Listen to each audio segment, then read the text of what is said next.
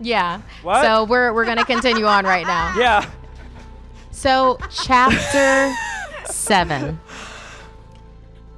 And we start with Dr. Gustave Rimbaud, who is sitting on one of the cots, and it hasn't been discovered yet, but it's one of the quarantine rooms that's periodically placed around Bakersfield Municipal Airport by Simon Hoyce's soldiers.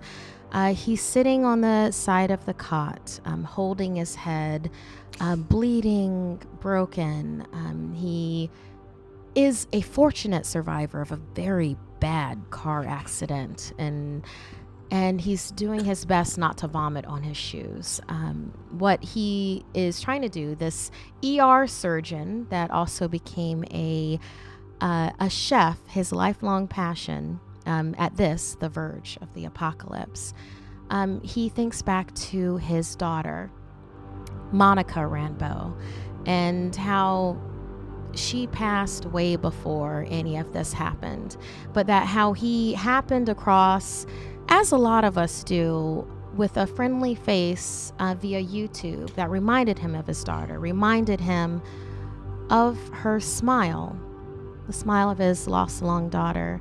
And as we go into the memory of Gustave Rimbaud, we see... Hey guys, my name is Haley Brooks, and welcome to my brand new YouTube channel. I just wanted to do like a quick little introductory video, say hi to everyone. Thank you for jumping on if you're an early subscriber. I've just been really inspired by so many of the great like ASMR artists, beauty gurus, do-it-yourselfers, and I just wanted to do something like cool and creative and just become a part of this great community. And, I'm not entirely sure what this channel is going to be yet, but, it's kind of all about the journey. And I think we'll figure it out together and like have a lot of fun on the way. So, reach out, give me your thoughts, comments, and let's do this thing.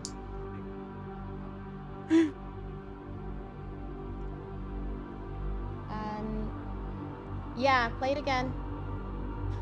Let's go deeper into that memory. Hey guys, my name is Haley Brooks, and welcome to my brand new YouTube channel. I just wanted to do like a quick little introductory video, say hi to everyone. Thank you for jumping on if you're an early subscriber. I've just been really inspired by so many of the great like ASMR artists, beauty gurus, do-it-yourselfers, and I just wanted to do something like cool and creative and just become a part of this great community. And, I'm not entirely sure what this channel is going to be yet, but, it's kind of all about the journey. And I think we'll figure it out together and like have a lot of fun on the way. So, reach out, give me your thoughts, comments, and let's do this thing. Basically, what Gustave Rimbaud remembers is the first time that he ever saw Haley Brooks. And with her YouTube video, it is her saying, "Hey, I'm Haley Brooks. I know the internet doesn't know me yet, but I'm hoping to do this journey along with you, and you discover this along with me." And she's smiling, and she's happy, and she's young and on the verge of life. And this is, Gustave has seen a lot of her videos because he reminded her so much. She reminded him so much of his daughter.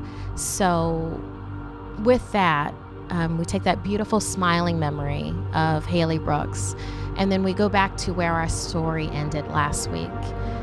Haley has been shot in the chest by Dr. Lindsay Morrow.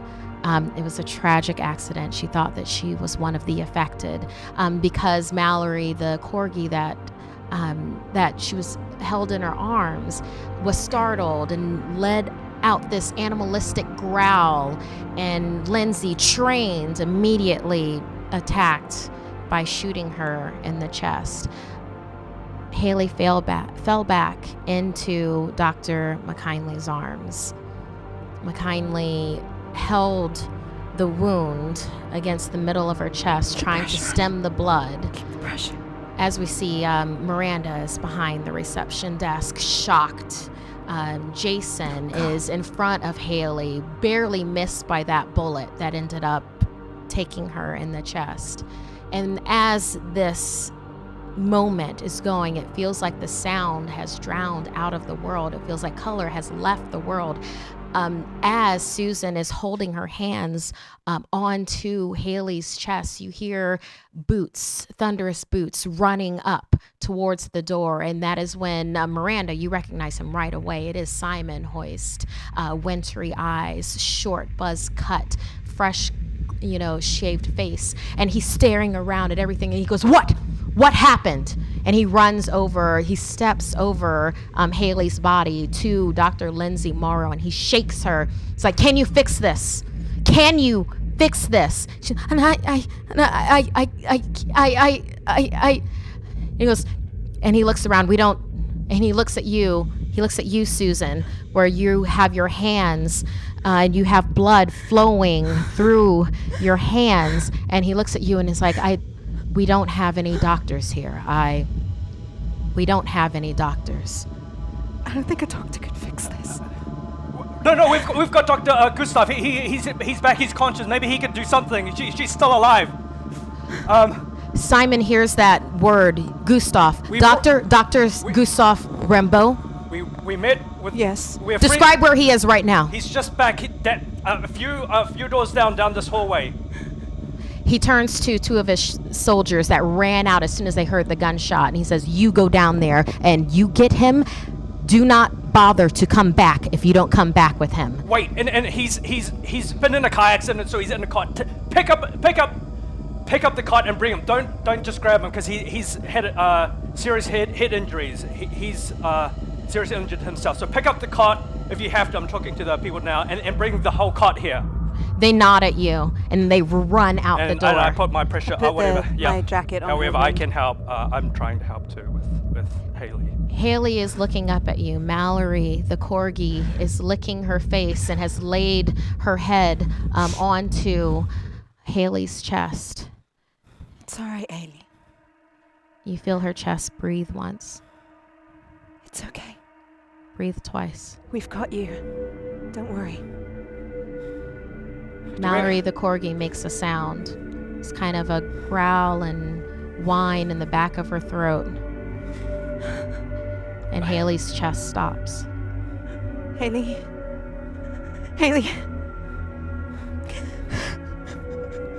Where's the doctor? I pushed the hallway door open, and do I see them? No, there's nobody there. There's just a hallway. They just ran. Dr. Lindsay Morrow comes around the reception desk. Her hands are shaking. It's like, It was an accident. You can't blame yourself. I thought it was. It sounded like It's okay. one of them. Have a sit down. Just sit down. They're always here. They're always around. She's so young. She's so young, and I didn't know. Surely there's I'm looking at Simon Hoist. Is there any medical supplies in terms of when it was at the airport? I can imagine there must have been some medical area. He turns to another one of the soldiers and stares at him. The soldier immediately runs into the open door that Miranda recognizes as going into the antechamber where the corporate offices are. He's running to get whatever medical supplies that he can. Basically, the only doctor that they have is Dr. Lindsay Morrow, which is the person standing I'm hoping there. when we have the ER doctor, Dr. Rambeau, hopefully he'll be back with something he can use. Is Lindsay holding the gun that she used to kill Haley? Simon walks over to Dr. Lindsay Morrow, and she's shaking. Her hand that is holding the gun is shaking, and he steadies her hand and takes the gun away for her, clicks the safety on, and then puts it in the back of his pants. Haley has a hitching breath, and then her chest is silent again. Okay, so she's alive. She's barely alive. Where's the fucking doctor? I slammed the door open again. Is he?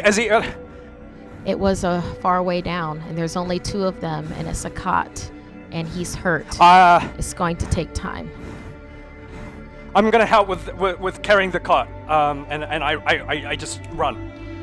Okay, Jason runs back down the same airport hallway terminal that the other soldiers are. He's running as fast as he can. He's running just like he did as a kid. Back when his dad was so into superheroes, and therefore he was into superheroes, and he was always into the Flash, and Jason is channeling that right now. He's running like the Flash. He is going to get help. He is going to help his friend, and he runs as fast as he can. And Haley's chest is silent. Do you have any experience once someone's fallen? Does the infection continue? Once they're dead, the infection is dead.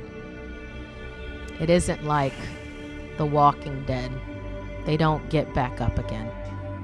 Once they're down, they're down. Okay.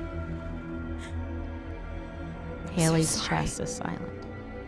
I'm so sorry I couldn't help you. Mallory the corgi starts howling. Shh, shh, shh, shh, shh, buddy. We're gonna have to find a way to keep you quiet. Or not keep it.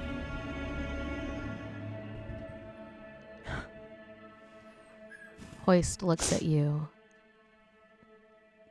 I'm sorry for your friend. I am too. She looked like she would have been a good soldier. She had a lot of fight in her. I take my jacket and I cover her face. So I can take my jacket off. More soldiers have come into this reception area by this point. Simon nods at them, and they very gently lift Haley with the jacket covering her face, and they walk the opposite way down the airport terminal. We need treatment. We have 2 people that need treatment, and we have children. Can I come back down with these 3? Coming back down the airport terminal way, we have Jason and the 2 soldiers. I slammed the door. Where's Haley? The doctor's here. He's still conscious. He's still... Jason. Where is she? She didn't...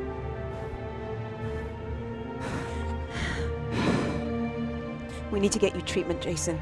That's our next priority. I've got 44 hours. I'm gonna be fine. Haley. Simon looks over as if you have 44 hours, it would be wasted on you to take a treatment. You now. know who it wouldn't be wasted on? We're with one other younger girl. She's 9 years old. Her name's Angel, and... Angel Shepherd, he says. Yeah. Where is she? Where is she? We don't have many children. Where is she? She's with Veronica, and she's probably got 15 hours. Where did you leave her? With Veronica in the mall. In the mall? Yes. Valley Plaza Mall? Yes. She's got 15 hours. I'll take care of it. Thank you so much.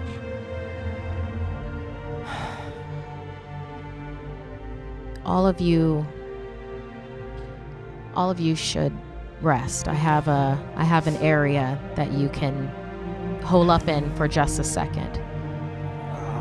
I'll stay with Dr. Gustav. Is still very much injured. If there's anything I can do to help with him. I appreciate that. I'm going to take care of Gustav. We have a history. I'll make sure that he is in the best of health, because right now he is the best doctor, the best chance that I any of was us hoping, have. yeah, and that's why we brought him here. He turns to Clark and he goes, go ahead and lead them to our guest quarters. Clark shows you the way. You go down the airport terminal. It's basically one of those sky lounges where it's just a executive type. There is a mini bar, and there's actually pull-out seats that can double as beds there. He looks at all of you, especially at Miranda.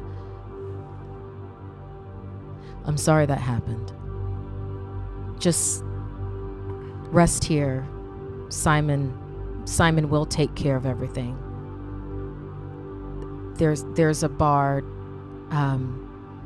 Just stay here. I'll be outside the door if you need anything at all. We appreciate the safe place to rest. The booze will do for now.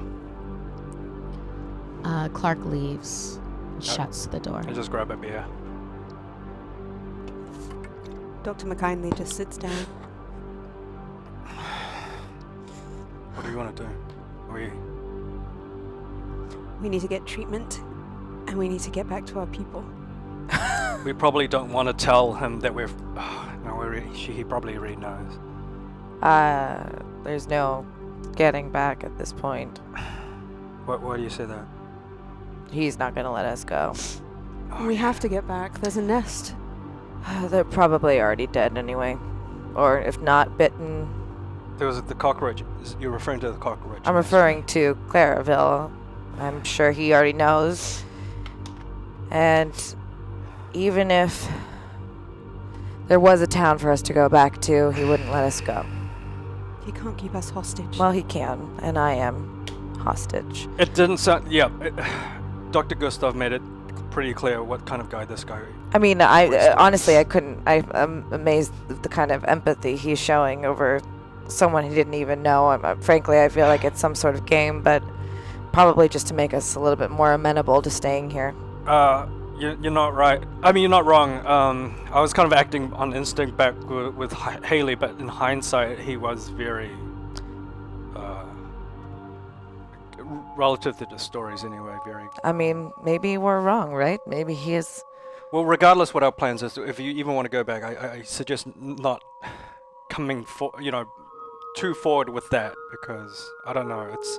Too forward with what? With the plan that we need to get the hell out and go back to home, because he probably won't let us. No, if you guys could figure out a way to get home, that'd be great. I just can't tell you that there's going to be a scenario in which that will ever work out for us. I mean, just to let you guys know, I don't have any attachments back in Claraville. I'm going to assess the situation here. Those people took you in and they took care of you. You owe them. You know that they're in danger. You know that we came out here to get them help. We should find out where the treatment is, get some, procure a vehicle, and go back. And we brought shit upon Veronica, so... Well, Simon did seem at least genuine when he said that he was going to help Angel. I don't know, but I mean, He said he was going to take care of it. That doesn't necessarily mean he's going to help her. Well, what do you want to do? There's nothing to do. Yeah, no, I mean... Maybe we can talk to them, find out where they keep their stash. And then... Because we're like an operations team, because we are special tactics force. We're able to take on a whole army of truly insane people. This is incredibly hopeless. I hope you understand. What would you do? Let them take my life so I can live a little bit longer, or put a bullet in my head because God knows, or run through this whole airport with my grenade and Whoa! No. Where did you get that? Would you put that down? Well, I just found it, and hey, this is Plan Z. How about you hold on to that for literally the last plan? Let's go through A, B, and C first, at least. There's no likely scenario that we're getting out of this alive. There's a grenade. Did you see? I did. Dr. McKinley, as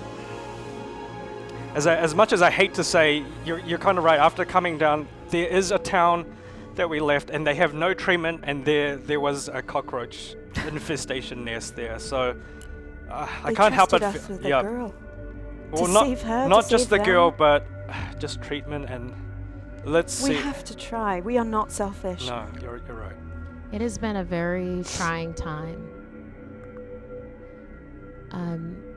Jason, as you finish part of your Heineken, you become extremely tired.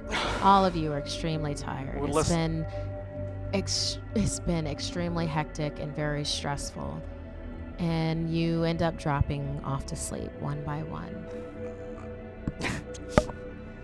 Bye. And time passes, as it does. You wake up. Jason wakes up first. And he checks his watch that he originally synchronized to his white wristband. And he sees that 6 hours have passed. So while he feels much better rested, he knows that he now has 38 hours before he's past the point of no return. And Angel should you know that Angel is at 26 hours at this point. And Dr. Susan and Miranda are currently unaffected. Jason, as you wake up, you see the two of them are sleeping. The door is more than likely not locked, and you do have full range of this sky lounge. What would you like to do?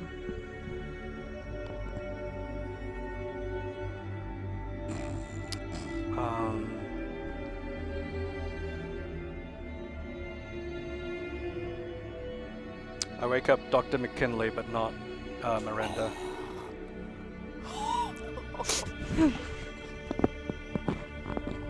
What's happening? What's wrong? Listen, she's still asleep, but I have... Good, let her rest. Yep. Well, more so than...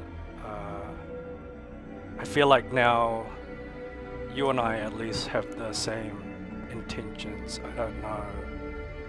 I don't see Miranda ever betraying us or getting in the way of that intention to go back and aid Clairville, but I just wanted to just at least talk to you for a second to see what you thought. It's a very trying time for all of us. Everyone is dealing with the stress in different ways, but the same as we don't want to abandon Clairville, we can't abandon Miranda. I agree. No, I'm not saying to abandon Miranda, but game plan. Like, what do you want to do? I think we should talk to them, gain their trust, find where they keep their supplies. And what? And ask them if we can just take some and get out? Like, what are we leaving? What leverage do we have? I guess we assess the situation and see if they would be willing to give it to us, and if they won't, then we just have to take it. And get away before they catch us. With what? We don't... I don't know, maybe they have vehicles somewhere? Well, I'll tell you what, I mean, at the very least, we could hopefully use us giving them Dr. Gustav as some sort of way of goodwill. I don't know. We just don't put up a fuss, and we do what they tell us to do, and we won't be a threat. At that moment, the door to the Sky Lounge opens, and you see a figure that you did not expect to see here, not at Simon Hoyce's camp. A Zoftig figure with a pleasantly plump face. You recognize August Shepherd, the other leader of A New Hope, of Clairville. There's Liv Shepherd and August Shepherd, her wife. August. What? What? No. What are you doing here? August, Liv here. knows that I have at least 3 more days before she sends anybody. August, there's been... At this, also Miranda has woken up as the door banged open. Liv, there was a situation. No, I've got 3 more days before she was supposed to send anybody after me. There was a nest, and Angel ran into it. What? We came here for treatment. Did you just say that? Yes. Is my daughter affected? Several of us are. We came here for treatment. It turns out our runner was selling our treatment on the side. Tally. That's why we... That's impossible. Didn't have any. Tally's so it's reliable. Very possible. We kept on. We went to her source at the mall and came up dry. And this is at the mall. This is the she only didn't tell place. me that. She didn't tell me that at all. She's been There's keeping a lot a lot. She's not been telling us. No, she closes the door behind her, and she comes up to you, all 3 of you, and in a lower tone of voice, she starts talking with you. Lately in the last couple of months, treatment is difficult to find anywhere. I mean, I've talked to other communities with it, and then all of a sudden there were affected that were near our community. There shouldn't have been any because we're far enough away from anything, but all of a sudden they were there. So you knew? Well, I mean, there's more to it than that, Miranda. There wasn't any treatment. All of a sudden, affected were there for no reason whatsoever. They just like kind of appeared out of the blue. So don't tell the town. Don't let anyone know. Don't have them migrate. Miranda, but hide out here in the airport. We couldn't have had. Let your daughter be affected. I didn't know that was going to happen. What other Miranda? possibility was going to happen? At that time, there were only a couple of affected that had shown up, like on our perimeter. Right? All I had to do was go and find another way to trade treatment. That's all I needed to do. So Tally wasn't much help with everything. So me, RW, and Junma, we went into Bakersfield to then look at other, possibilities of trade. Have you found any? Does anyone have anything? This is our only lead, this spot right here. Unfortunately, RW got attacked by affected, and about a day and a half ago, Junma, at one of the locations that usually they traded at, but I guess they just haven't traded at that location in a while, she opened some curtains and some of those wretched roaches were just nesting in the fabric, and she got bit. We didn't know about the mole, so she said that was her main source, and that she was selling the stuff that she shouldn't have been selling to Simon. She said that she was supposed to be getting her source from the mall. Simon is absolutely my last choice here. I've been looking for Veronica everywhere, and I've had no leads. We met up with Veronica, and she said that she's a week and a half away from her next shipment. And obviously, Angel and myself, I'm 38 hours in. To go. How long ago was Angel bit? She's got 26 hours, so... having said that, we came across a doctor, a very kind doctor, and he said that she had been displaying symptoms of what he said 17 hours ago, and that was 7 hours Well, you're ago. just full of good news, aren't you, Jason? Well, do you want me to keep it to myself? I'm trying to be keep everyone informed here so we can make the best decision going forward, okay? Now, Haley has died, okay, so we're all not in the best place, but... Wait, Haley? Haley? Haley got shot. There was an accident. She's practically a child herself. Yes. Why are you even here? Why are you coming to talk to us? Like I said, this was the absolute last choice. I couldn't find Veronica anywhere, so This seems like I came to Simon. This is the only place so far. But I wasn't going to trade with him. Do you understand? I wasn't going to. I think we have no choice. This man is a maniac. I don't think we have a choice. There's no one else that we've... He's a psychopath. He did this... I don't even want to go into it, but he made me... He had 3 people, and he put... There were black bags over their head, and then he said, this is... He made me choose. He made me choose which of the 3 people would die. And I couldn't choose. I couldn't do it.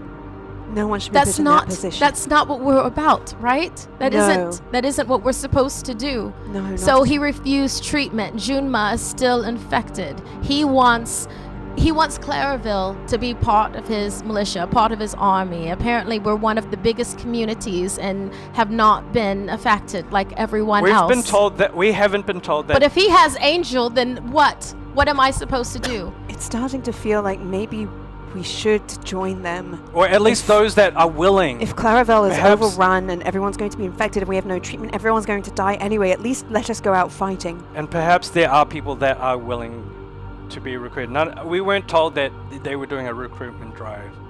Now, maybe if we can trade some people that are willing from Clairville. You want to trade our people? That are willing to go. We haven't been told the full information. Some people. Because you didn't need to know. Everybody likes to just get along. Everything was working. Everybody wants the status quo, and they don't want to know what you have to do to make it happen. Well, we want the choice at the very least. Do you? You want that choice, Jason? Yeah. I think that choice is this maniac. I don't think You know what he does. Well, despite him, I mean, we've heard stories, but despite that, there are a lot of people that choose to follow him. Is it that much of a choice? You look at some people are here very willingly. August, what is it you want to do? I want to save my daughter, and whatever that entails. I feel that is the absolute first priority for me. We're all on your side there. So how can we get treatment to her? We'll have to prove ourselves to Simon. There's no way he's going to give us treatment any other way. So who's volunteering then? What's the test? Just whatever he's going to make it be. I doubt it's going to be what I went through. Well, honestly, it doesn't seem like he's completely batshit insane. The way he seems to, from what I gather, is he is grabbing people that have some sort of resolve for his way. And if we can even trade those that, I don't know, see his way, maybe he's more inclined to give treatment. Like I said, there may be some people, and I would volunteer myself if needed to trade for treatment for Clairville for now. Right. How about you, Susan? Would you volunteer? From what I hear, Miranda's already joined. I will do anything I can to help. That is my position here. Well, then we're all damned together then, aren't we? And would you, for Angel? I will do whatever it takes for Angel. Okay. I will take my own life. I will take anybody's life. Okay, we're all on the same page. So as long as Angel can grow up. Okay. All right. Right then. Do we need to talk to Simon, or what Oh, I'm sure he'll find us. I'm sure he'll be in soon. Well, then don't mind me. I'm just going to crack open another beer while I can. Right, well, let's just do that all around, shall we? August heads over to the bar, pours herself a whiskey and soda. Miss Dr. McKinley? McKindley. I'll stick to water. I like a clear head. And with that, 2 more hours pass. Okay. It's a power play for him, you see. He knows that we all care about Angel. He just wants us to be desperate. For the purpose of what? Besides... To give him whatever he wants. Which I assume is just more people that... For the cause, right? Like, it sounds like you've talked to him, we've briefly heard of him, but from what I can gather, that's... It's the bigger picture of everything. At that, the door opens. Clark is standing there. He motions to all of you. We follow. Okay, you follow him down the airport terminal to outside. You're outside on the back part of the airport. This is usually where private jets are smaller planes where you'll exit the terminal to then do a walkway up into whichever smaller plane or pond skipper, as they're called, our executive jet. And you follow Clark, your footsteps echoing on the concrete. It looks like he's headed towards a warehouse that is close by, an airport hangar kind of a deal. So you get there. Clark opens the door. He does not look any of you in the face and just motions inside.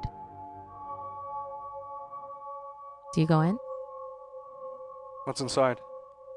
Clark? Oh, I don't know his name yet, but what's inside? Simon is waiting for you inside. I walk in. Yeah, we walk in. Okay, so you walk in. It is dark. You see in front of you, there is, it looks like something has been constructed. There's the entrance of the airport hangar, and then there is kind of a type of barricade that is there with barbed wire and, bars. There is a door that is there, though, and Simon is standing in front of it. He is slightly smiling at all of you. It's more than a little terrifying. He looks at you, Jason, and August is also with you. She's standing off to the back, though. Thank you. And he looks at August. We have Angel. Thank you for that information. She's safe. We have her. Okay. But more importantly, I want to free Claraville.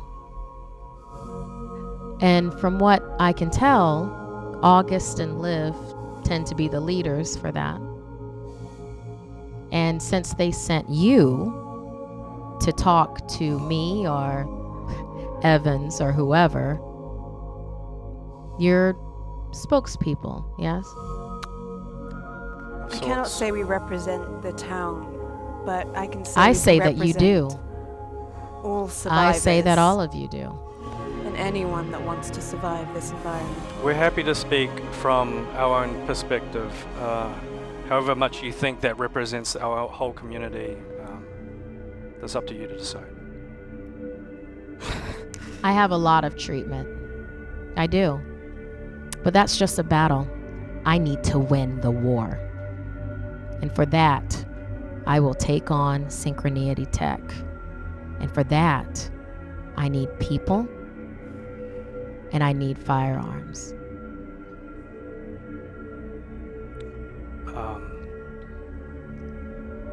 But I also need soldiers that are worth the damn. So I need 2 volunteers. I step forward. For what, Miranda? So, Dr. McKinley, is it? That's He holds correct. up a psychology magazine that he found on the floor of the reception area. You just volunteered. Thank you. And you're Bit, right? Yes. You just volunteered too. Thank you, soldier. He gestures to you, Susan, and to you, Jason. There is a padlock on the door on the barricade.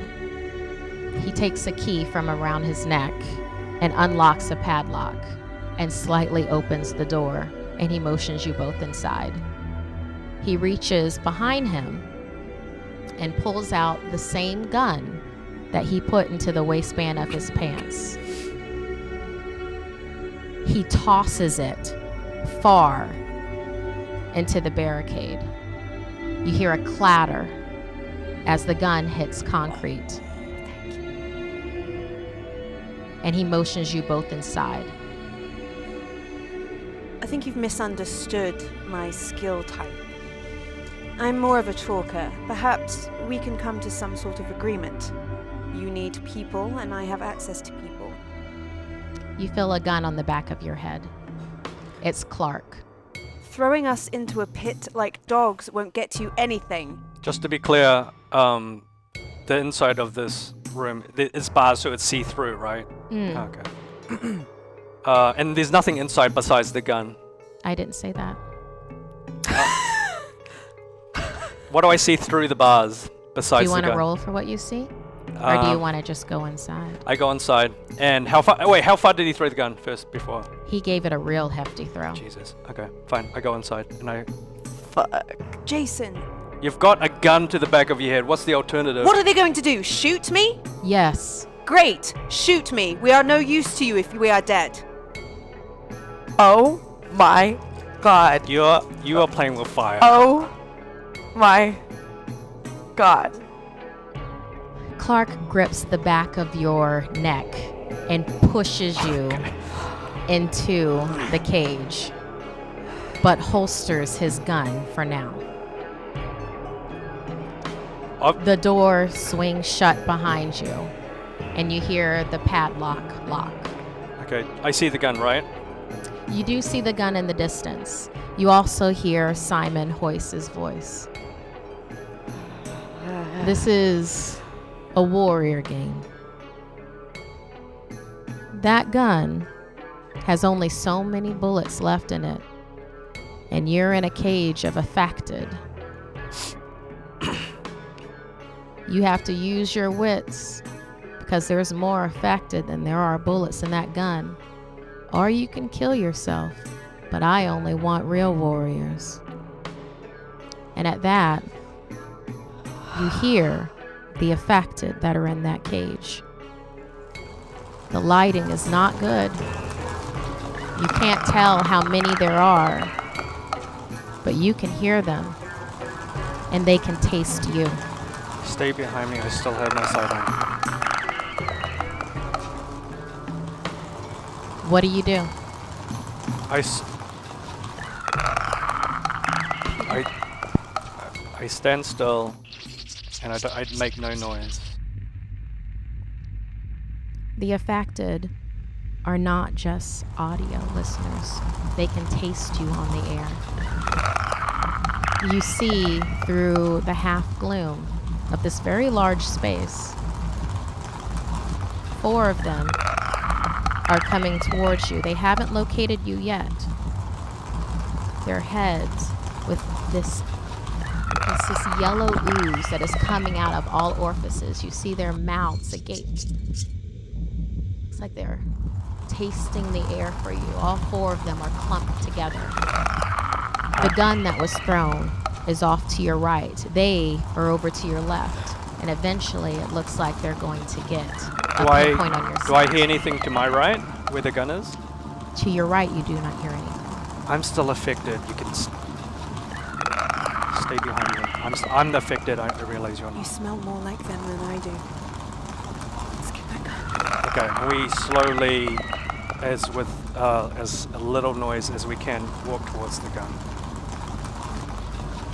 I do want to remind all of the players that everybody, along with that white wristband, gets a one-time use pin that you can put to your temple. You head over to the gun. Uh-oh, yeah. That's fine. As I'm slowly walking, I've got my ear open in case I hear something. Noted. As you walk over to the gun, I assume Susan McKinley is behind you? Yeah, she's just behind me, and I'm trying to... Through the gloom, 2 affected step over the gun and are now in between you and the gun. They're swiveling around, their head swiveling, and both of them lock on to you, Jason. I pull out my sidearm. Oh, shit! They start heading in your direction, specifically towards Jason. The ones that are heading towards you, Jason, instead of seeking, it's like their heads are nodding down. They're swiveling down, while you see the ones on the left-hand side haven't found anything and their heads are swiveling around. But the ones that are heading towards you specifically, Jason, their heads are down and they're moving towards you in unison. Now they're moving towards in my direction, right? They're moving, you step to the left 2 steps, and then they step to the left 2 steps. You step to the right 2 steps. They step to the right 2 steps. Their heads are down, and they're getting closer to specifically you. Keep them distracted. I'm going to move around to the side, around, just making sure I they move, stay yeah, I interested take in 2 more steps to the left. I'm going to go around, I'm going to very gently take them And I back. assess. So Susan, what direction are you going? Are you going to the right while he's going to the left? He's moving to the left slightly, keeping their attention. I'm going to get down and low and move around to the side. To the right? To the ground to get that gun. Yes. Okay. Do I notice? Jason. Yep. You take 3 steps to the left, and then the affected that is closest to your right, because they're facing you, Yeah. with its head down, steps like you do. As soon as Susan is from behind you, then the one that is closest to what your right was, head swivels up and looks towards Susan and starts seeking and starts tasting the air. Can I make an additional move? Please roll. Do I still have my hope from last week? You do. You do indeed. I've got my hope. So. And you have some. You have some hope that the chat room has given you. That is one. Okay, cool. 2 sixes. 2 sixes, 2 ones. So we'll have. Do you have something to burn? You have. Ooh, it is 2. We have hopes. Yeah, you have 4 hope, and you also. But hope will let you reroll any dice, and this will let you reroll ones. If you've got something to burn, I'd burn it now. Intuitive. I think that is actually. Very. As long as this roll goes off well. Well, you've got 2 successes. So you're going to re-roll your ones? Yeah. I'm going to re-roll my 2 ones. Burning intuitive because I have an idea. Or Dr. McKindley has an idea. That is a 6 and a 5. So 3 sixes. 3 sixes. Ooh. I wonder if you might be able to have more 6s than her. You might live. Potentially. I hope so. Tell me what happens. Yeah, take your time.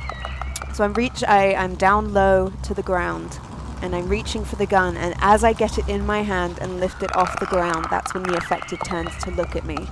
I realize he can smell me. It's not just sound, because I didn't make any sound. So I'm going to take my shirt off, and I'm going to throw it gently at his face as I get back behind And how many bullets do you have in your gun as well? I'm going to check my gun. There are 4 out of 6 bullets in here, and I'm going to start making my way back towards the door we came in, holding on to Jason, having him stay in front of me, as since they are so interested in him, I'm going to use him as a zombie smell shield. The affected that you threw your shirt on because it's overwhelmed by my delicious scent. It starts spinning around since the shirt is masking the scent that it previously locked onto. It actually takes off running in the direction that it thinks that it is, and it hits the 4 affected that were off to the left-hand side. Make a that break? one affected, though, is even closer to you. Head down, not searching, a little meek-like, actually, and it's just mimicking your How close actions, is it to me? Jason. How close is it? It's about as far as I am from you right now. Come back towards the door. Do you mind if I do?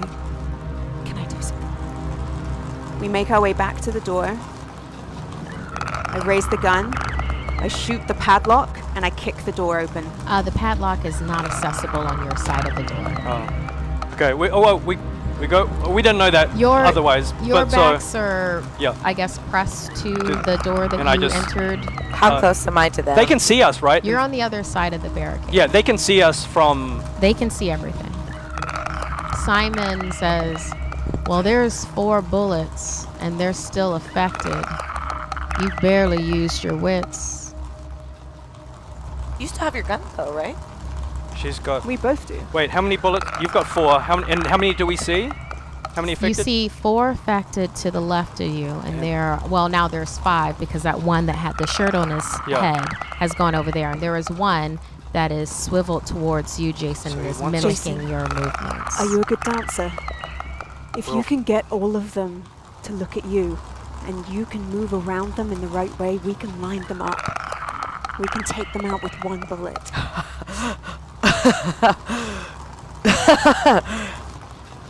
Did you see the way it was reacting to you?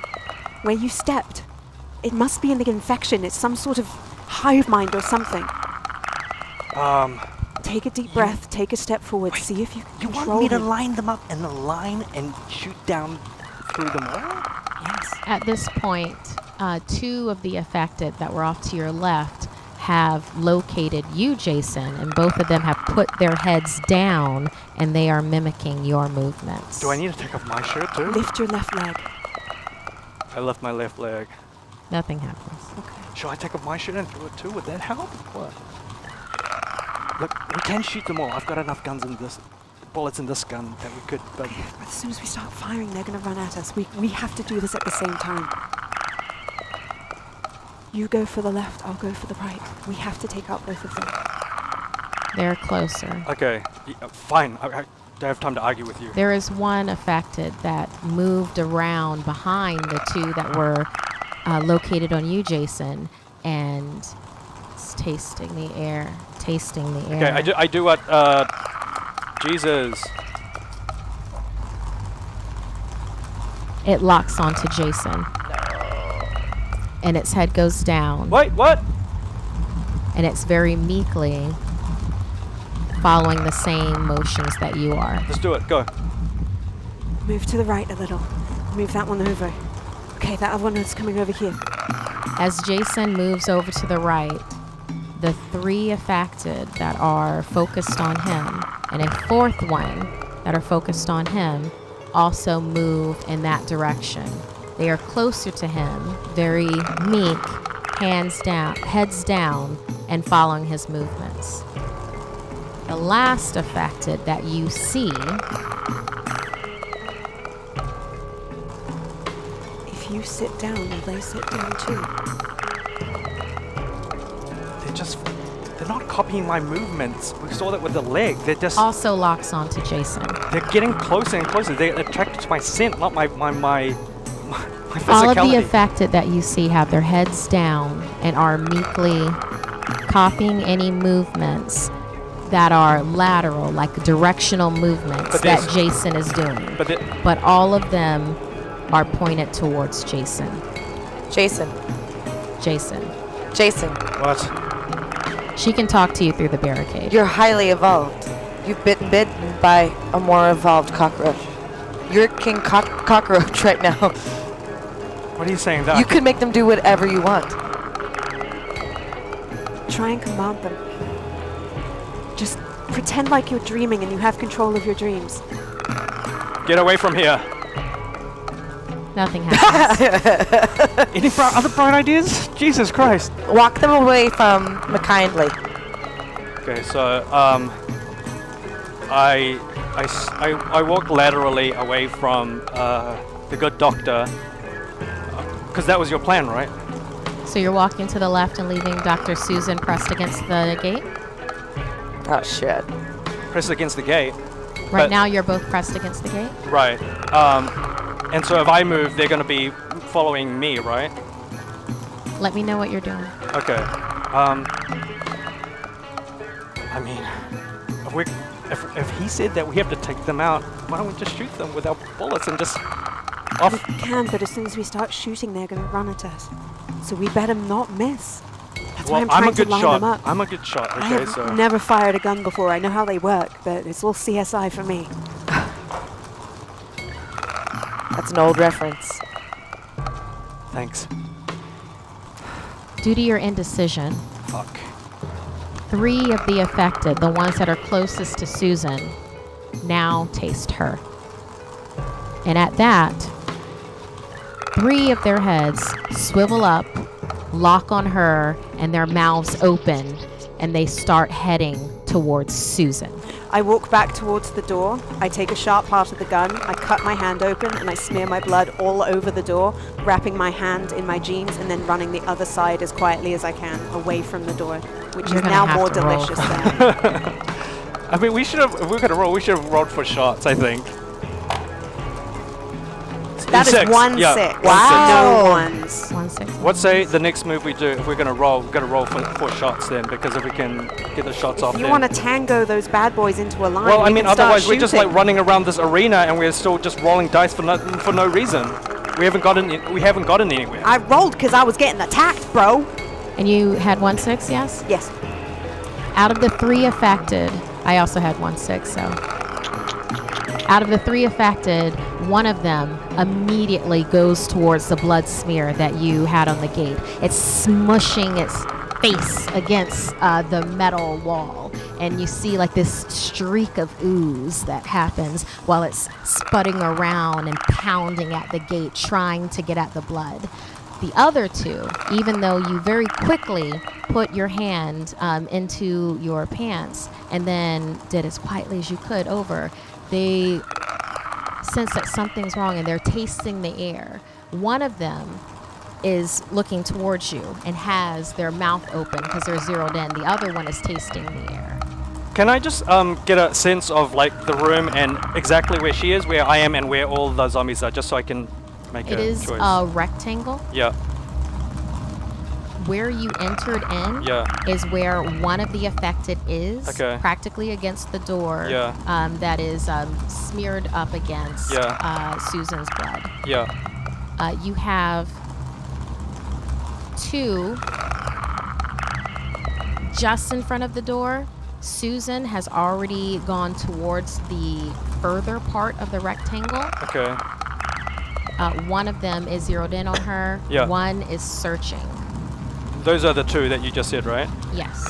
And then there are 2 that are looking at you, as in their head down, zeroed in, and following whatever movements that you're doing. This is a question in terms of spatial awareness and, just spatial awareness. And Jason's kind of like GI training in firearms. Keeping in mind that these are only the affected that you see. I didn't say that these are the only ones that are there.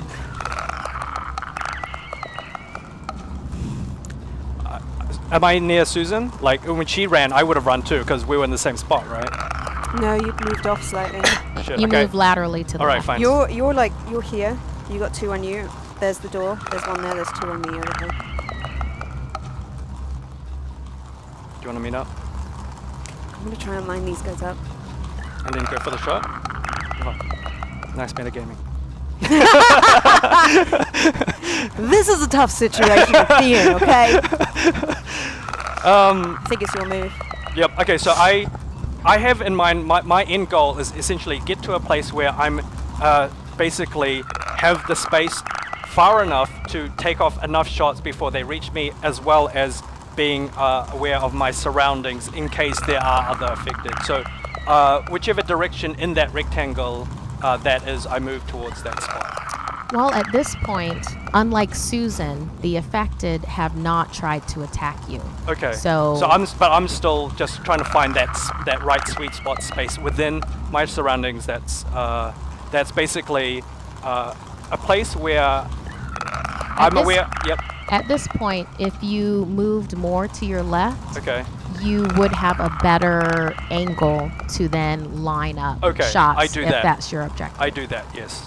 Okay. I do that. Are you going... They turn and very meekly are facing you. Can I talk to Simon? Yeah, you can talk. Can I talk to Simon? Yeah, he's standing right beside you. Simon... have you ever seen this happen before? I've never seen this before. Usually they attack by now. I've never seen this before. Maybe this is not someone that you want to risk losing.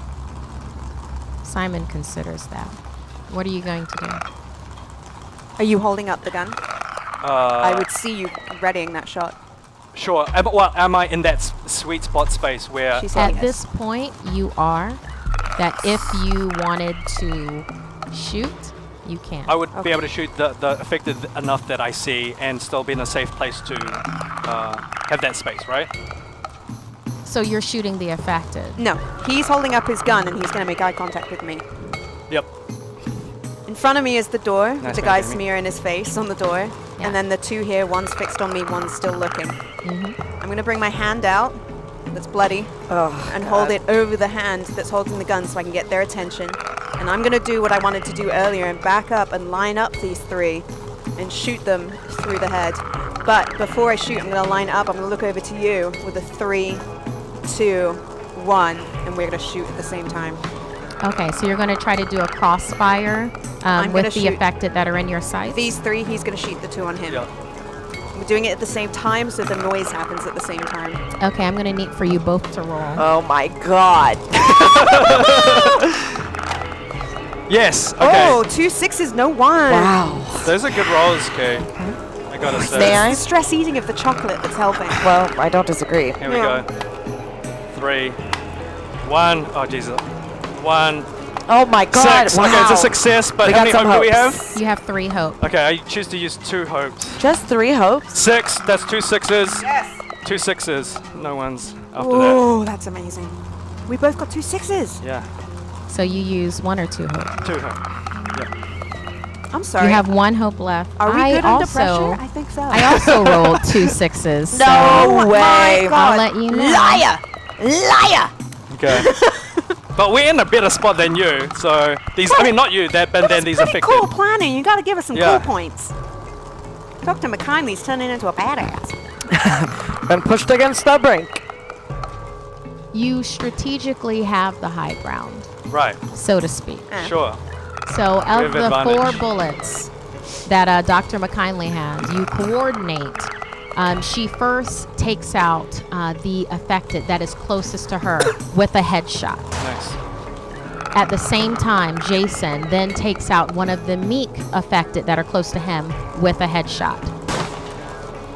Dr. Susan McKinley then takes out the next one closest. Headshot. Jason takes out the next meek. Headshot neck. They're meek. I'm the better shot. I should be. And they're meek, so they're kind of like they're still, right? At the same time, you both position your guns to the one that is still smearing its face against the wall. And at the same time, you both do headshot. Nice. I thought you said you weren't a good shooter. That's some pretty good shots. They just wasted the bullets on one? No, to be fair, I lined them all up and I tried to kill them all with 1 bullet, but that's not what the GM said happened, so that's not what happened. 1, 2, 3. I look around to see if there's any affected that's been riled up. Oh no, oh no! We've incurred the wrath. I know. Uh-oh. Do you get to lose dice? What dice when No, you... I collect die as you lose He only dice. collects. No, right then you had a very fortunate roll that none of them got back up. I thought so. Okay. They all stay down, all 5 of the affected. Susan has only used 3 of the 4 bullets that were given to her, and you had 10 in your gun. And I used 3 as well, didn't I? You used 3 as well. So. Is this the first time you shot around? Yeah. Jason? Oh, what? That's the first time you shot the gun? In this volume? Yeah, okay. Yeah. You hear a clapping sound. It is Simon. It's very loud. And he has a big grin on his face. He takes the key from around his neck and unlocks the padlock and opens the door. Come on out. Put the safety on. And I put the gun in the back of my And trap. I'm just checking within our backs to see that there's nothing following us. And when it's safe, I do the same. Dr. Susan walks out first, and as you try to walk by Jason, Simon puts his hand on your shoulder.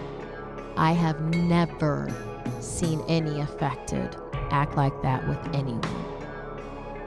Ever. And I've seen a lot of affected.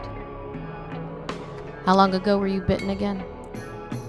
I'm at 24, right? So 24 hours a day. Have you been sick at all? Oh my god. Not that I've noticed, but I've never been bitten before, so. It's my first This is my first time. Let's just make the same joke. Fair enough. I think I can deal with Claraville. Think maybe I found some soldiers that can do what I really need to do, the next phase of all of this. Maybe you're not a bunch of sheeple after all. Maybe you are really soldiers. Clark. And Clark comes up. Go ahead and take them back to the guest quarters. They've earned it. And I'll bring Angel to you. Clark leads you back to the Sky Lounge. I think I'm ready for another sleep. I think I'm ready for that drink. He takes Miranda aside.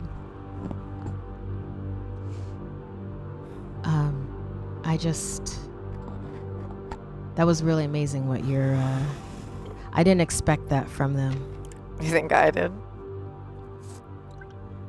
Just, I thought they were all soft. I thought they were gonna die. I was really sure they were gonna die. You like that? You like watching people? No, I'm not saying that, but it's just they're soft. They're soft community people. Isn't that what you want to do? Is protect people? I want to win this war. That's what I want to do. For what purpose? For all of us. We take down synchronity tech. We dispense the cure to everybody. Doesn't matter what happens in between now and then. I think I agree with you mostly. I really do. I think that treatment is not a solution. It isn't. I know. 48 hours isn't enough. I fully, actually, honestly believe that your heart is in the right place, but there are some people that are just not meant for this. Most of them aren't. So maybe they are. Maybe you are. Shit, I don't know. All right. Do you want some food? You want grapes or something again? Grapes? I don't know what you eat. You barely eat the food. Well, I'm a little more comfortable. I'll do whatever you got. All right. Go ahead in the lounge then. Thank you. So you go ahead into the Sky Lounge. August is with you. She's pacing the floor at this point because, oh my God. I can't believe that I can't believe that you survived. Do you see what I mean? That he's a maniac. Who does that to people? That's a sign of a sick mind. And he still has my baby. He still has my baby girl. He said to me when we left that Angel's going to be joining us soon. Did he? Yeah. Okay. It's a world thrown into chaos. There are no rules anymore. And as Did he say what he wanted? What's next? He wants to build a resistance. It's exactly what I said before. Even though he might seem psychotic, he has that intention of just building a resistance and just gathering soldiers, and that's kind of what we just went through. So don't trust him. I can't believe you were even saying that after he just locked you in a cage. I never said that I trust him. I never said that, but right now I'm on his turf. There's not much I can do. And we're to trust you and feel really comfortable and safe about the fact that you've been here and let our town be overrun by the affected. I didn't say our town was overrun. I said that there were a couple of them, and I took measures. I took preventative measures. By skipping town? No, by trying to find more treatment. There's not a single person that we can trust right now, and the person who's doing the most for people is Simon, and yet... Wow, so all three of you have drunk the Kool-Aid then? Is that what this is? And we're just supposed to believe that you haven't, or that you're not fighting for him, or... I still believe in Claraville.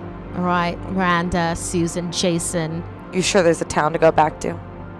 Of course there is. There isn't any reason why there shouldn't be. You mean after... It was an unfortunate accident that happened with Angel. I'm sure by now Dr. Ben's probably firebombed the nest or whatnot. And what are they doing with all of the infected without their treatment? They need help. There were only a couple affected, unless you have proof that there were more affected than the couple that I saw. They were in the car. What? They were in Tally's car. Are you talking about roaches? The roaches. They were in Tally's car. They're everywhere. Right outside your home. They're everywhere.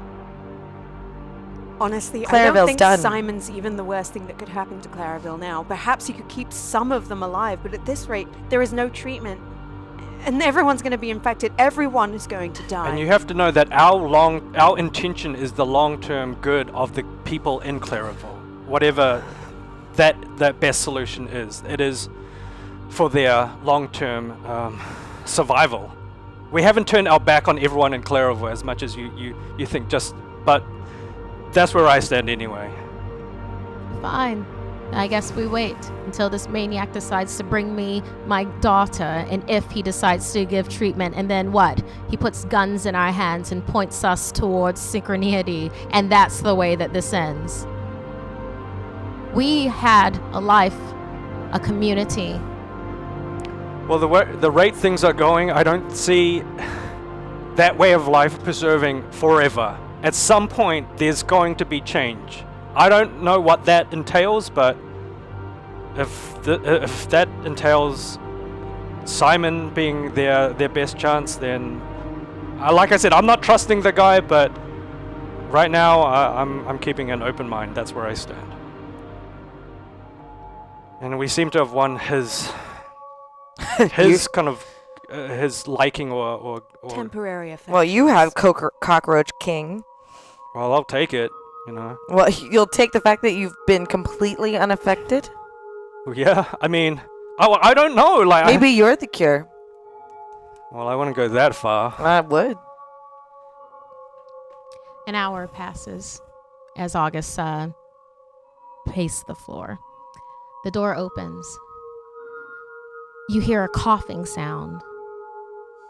And then a little girl runs up and hugs you, Dr. Susan. Dr. Susan! Angel. Darling, how are you? How are you feeling?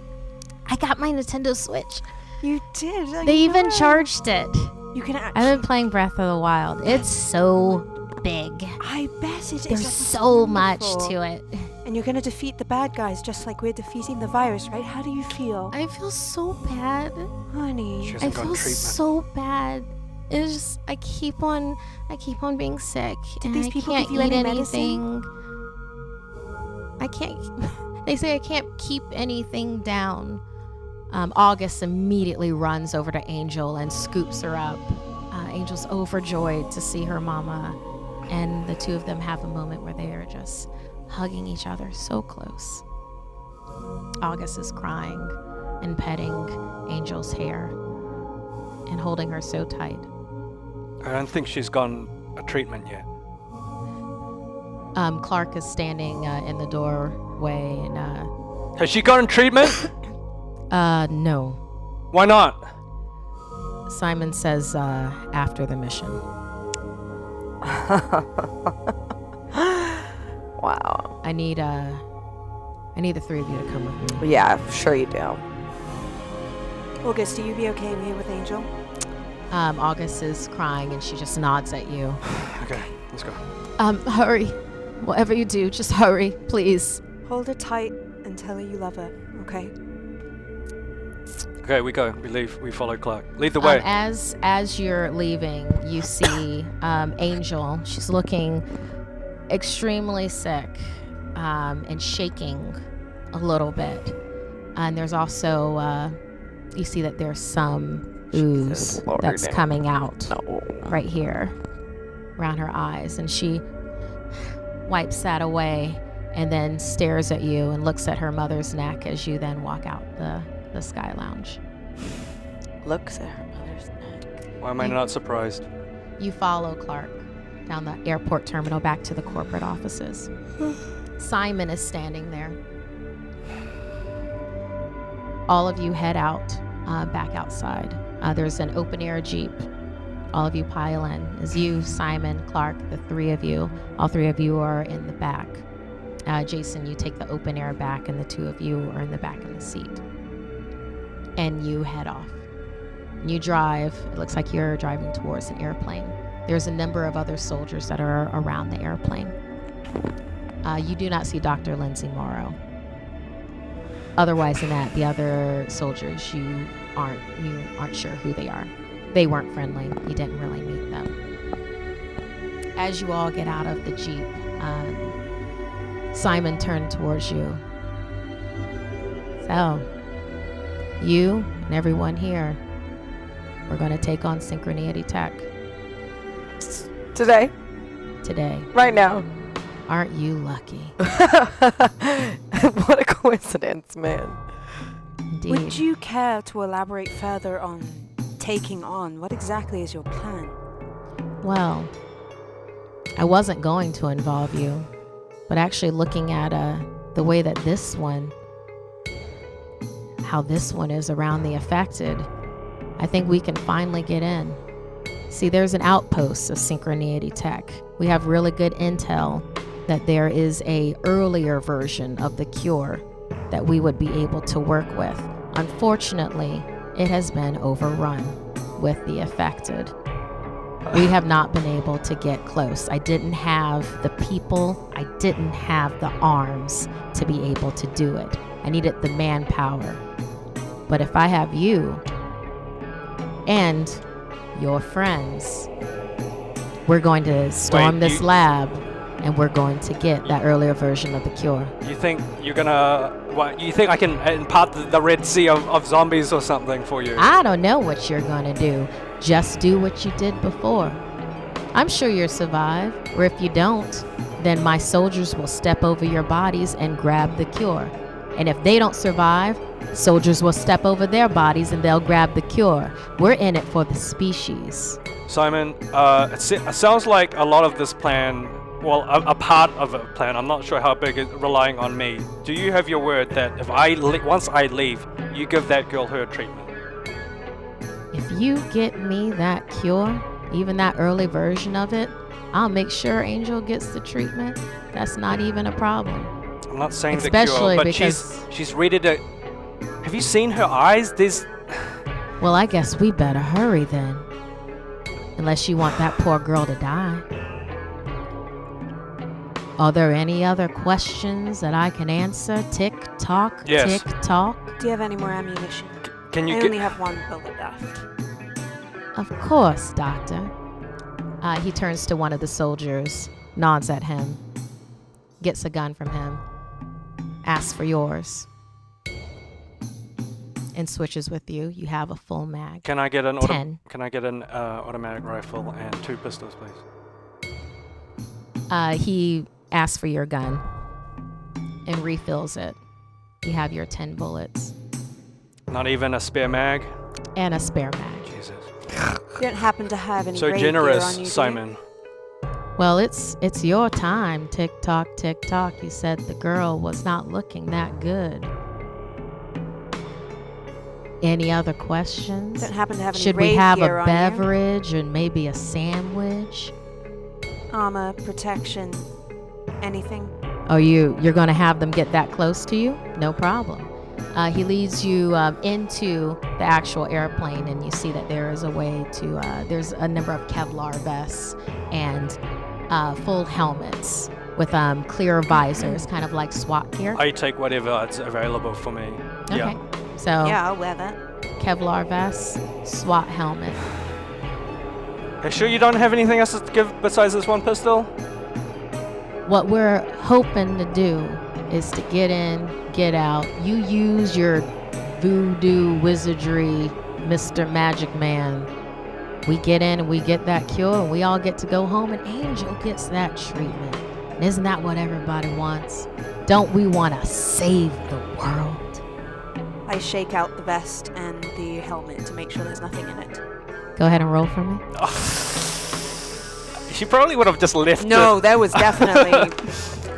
Oh, surprise! A cockroach on your face! That's no There is 6 now. 1. There is now. I mean, that's kind of a good point. I have 1-1. Do we have any hope?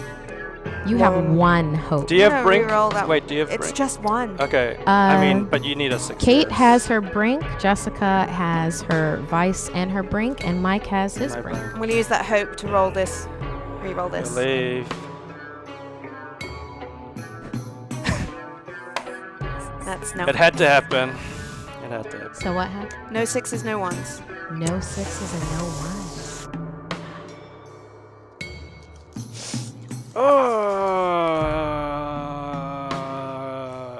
That face.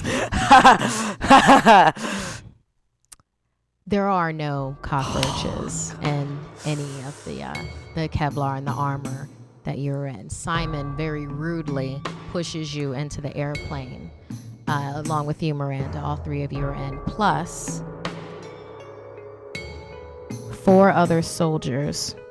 So you have 4 other soldiers, the 3 of you, Clark, So that's... and Simon. Oh, they're both coming as well. But they're not gonna fight. So there's 9 altogether. Simon stands there in the open door of the airplane. He goes, Clark will show you where you need to go. Clark has the schematics. Bring me back that cure. If that little girl's already oozing out her eyes, she doesn't have much longer. And you have an hour of flight time there and back. Good luck and Godspeed. And again, thank you for Gustav. He gets off the airplane closes the door. The pilot, which is one of the 4 soldiers that you have with you, starts taxiing. And eventually you take off. You have an hour ride there and an hour ride back. Is there anything you want to discuss with anybody in the airplane or amongst yourselves on the way to the outpost of Synchronity Tech? Yeah. How many? What do they have in terms of weaponry? They have the same weaponry you do. They've just got one pistol? Each of them has a sidearm and Kevlar vest. And that's it. And visor. He didn't have the people, he didn't have the manpower, but he's going to get that cure. What do you know about the affected? How they behave, what their drive is, how to stop them?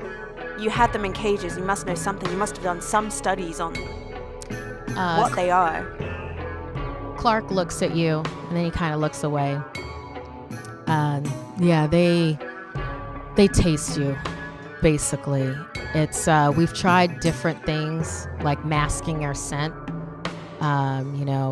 vapor rub and everything to just confuse them. But it seems the stronger the scent, the quicker they find you. So what's the plan with you had with Simon for me? Am I supposed to? Well, you saw what they did, right? The way that they acted when you were in that. I didn't know what that with meant. them. I don't know what that means either, so what, man. You think I got the answers? Hey, I'm just all I saw in that cage is that all of a sudden they're kowtowing to you.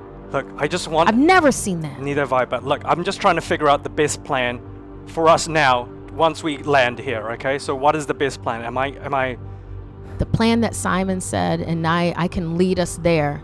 We have to get through 2 security doors. The affected are everywhere. They had some sort of spill in this outpost, and the scientists, they just got, well, they were already affected. There was only that early version of the cure, and I guess somehow they couldn't get to it. But there's probably somebody in there that has a key card where we'll be able to get to it. Okay, so the plan is what? To move as a group with me in the middle or something? Or me in the front, and then you're expecting them to just... Well, I don't know, Magic Man. That's what Simon called you. How about you tell me? As far as I know, I'm dumb muscle to make sure that you can make it in. Okay, well... And I'm just going to try to steer you. So if you want to talk amongst yourselves and figure something out. I have a feeling we're just and gonna... he looks at you, Miranda, and then just kind of looks away, looks down, slightly ashamed. I guess we're just gonna have to figure it out, because I have no idea. It's a small outpost. It's like half of a science lab.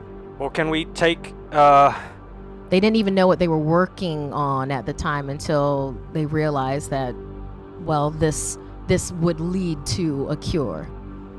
Well, what worked for us when we were in that your little arena was just basically seeing how they react and go based on their reactions to decide our game plan. So I guess that's just going to be... Are you asking Clark or are you asking me? Oh, I'm talking to Clark because I thought we're just all discussing. From what I could see, if you were where they could taste you first, then they focused on you and didn't focus on her. But as soon as, although that was some pretty smart thinking. Was it Susan? That was some pretty smart thinking with the shirt and confusing their smell that way. I'm glad I was wearing 2 shirts. I will say, and an extra jacket too. Amazing that. I will say though, usually shooting them in the head doesn't work. They tend to get back up. I know it's not like with disabling the the brain doesn't stop the rotor function. I think it's because there's too much of the roach DNA that just like it's a viral thing. Well, then what do you... They still move. They still move. So you're saying that you've never seen not just how they acted around me, I say that I have shot one in the head, and after a couple of minutes, it got back up and came after me again. Then how do you kill it? You're saying because I was around and we shot them in the head. I'm saying that it's maybe just really well-placed shots that none of them actually got up again. It's not that. It was, like 5 well-placed shots when you've shot them in the head too? That's not... I know. It is a miracle. Okay, well, let's see what happens. So the game plan is then that you're the bait, Jason, And the one who shoots them as well, or something. Well, I can do that. Do you think it's I will possible? say that it takes a while for them to get back up again. And they're not as effective once you put them down that way. But they didn't get up at all, or had any But motive. yours didn't get up at all, so I don't know. Do you think Maybe it's possible, since those you were haven't older effective. gotten sick, that you have some kind of immunity, and even just being in the presence of you caused them to be somewhat immune to it, so when they died they weren't able to?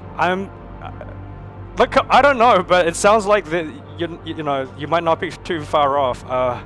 Like I said, I'm just going to go down there and just see how they react. If I start shooting them in the head and they get back up again, we'll go based off that. Is there anything else that you'd like from Clark or any of the other soldiers? Are you sure you don't have another gun? I didn't get one. Clark reaches behind in his waistband, and he gives you a look because there's history there, and then hands you a full gun. You have 10 shots in it. Okay. I grab it aggressive, where I flip it as he hands it to me, so that it's facing him for a second, and then put it away. Yeah, Clark is pretty disturbed by that. You should be. Pretty disturbed. Yeah, I would be too. Nothing else to discuss for me. So last time we checked the Synchronity Tech outposts, there were a bunch of them outside, but we're hitting it at just the right time. Dawn, where hopefully there won't be as many. Maybe not any of them. Then once we actually get inside the doors, which we have unlocked already, there are 2 security doors that we have to get through past there. And we're just hoping that there's a chip card on an affected body. More than likely there is. Oh, great. Have you found any way to repel them, to get them away, like a shark in an electrical field?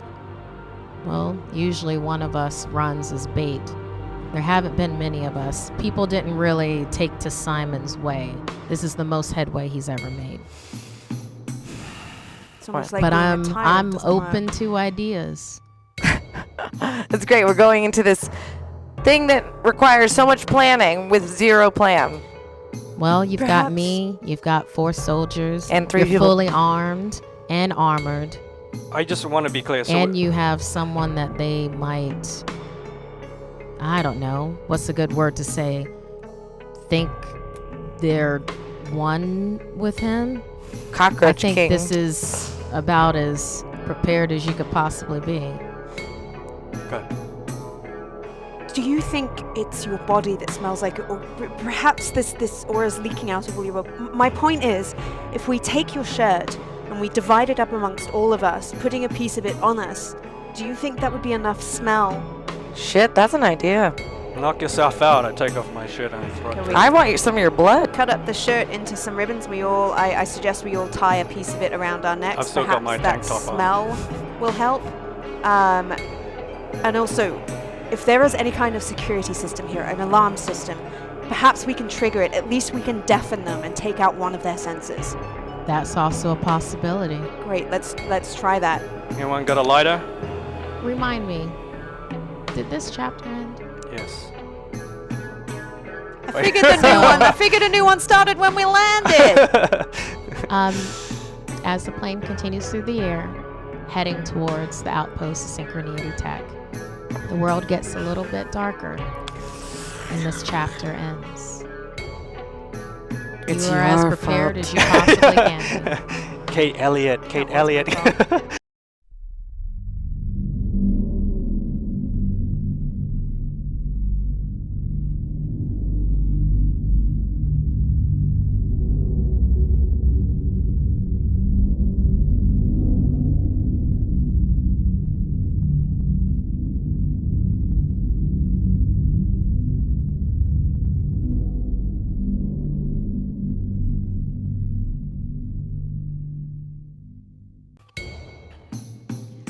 And this is chapter 8.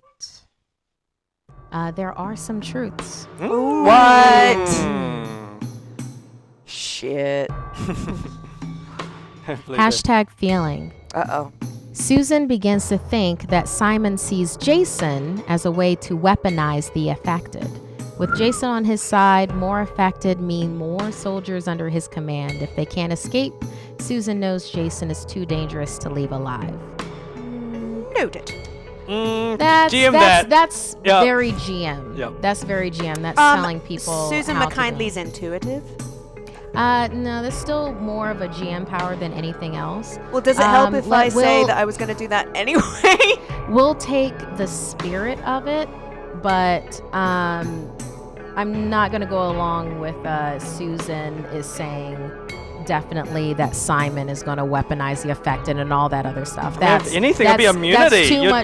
That's too much of a GM power. You'd take my blood and make an immunity, like you were just doing with my shirt, like more than anything. We'll say that you're conflicted with what Jason is now. This is something that hasn't existed in the world before. It's outside the scope of things, and it's a possibility that he could be used in ill means. So we'll say that. That's a healthy feeling to have, but none of the weaponized affected stuff. Hashtag character. The incident reminds McKindley about her residency days. The inmates who kept shrieking, claiming the future crawled in their heads. On the late night shift, she even thought she saw cockroaches scurry in and out of their ears a few times. No. Wow. No. Wow. I like that. No. Wow. Nightmares tonight. So, do with that with your backstory. Wouldn't it be cool if, like, at the end of the episode, we discover Dr. McKindley's just in, like, a padded cell and she's not even a doctor, but she dreamed this whole thing? Oh, God damn it. Now we're done with the show. How'd you figure it out? Okay. And then I'm going to change this one just a little bit. I understand what you're going for with this, but this might be too much of a difference with this particular character. This is hashtag character. This is from Blvd. Sorry, both of the last two were from Blvd, and that hashtag feeling was from J Pistol. Nice. So from Blvd, hashtag character. Miranda has been slowly recalling the massive bug she smothered when she first started babysitting in middle school. Slowly realizing it wasn't a bug.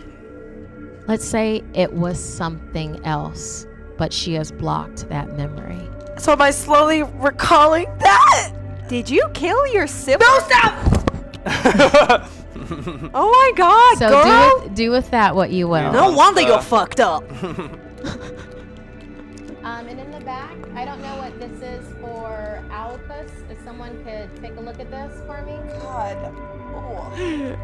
You didn't kill a cockroach. You killed your Cocker Spaniel. Oh God, poor babies. No wonder I like cats more. What happened to Mallory? Oh, Mallory. Oh, I think I shot her. Jody literally told us on Twitter to eat Mallory. Oh, that's right. Eat Mallory. No, didn't she say eat her? Eat her. Eat What? Haley? Why? Oh, I thought she wanted us to eat the dog because it was What? barking. I don't know. It's all very dark. I have this image of like a potato bug. Like half human, half roach. Oh, like a mandrake baby? That's kind of what it feels like right now. And that's the image I had immediately. That's so gross. Want some chocolate?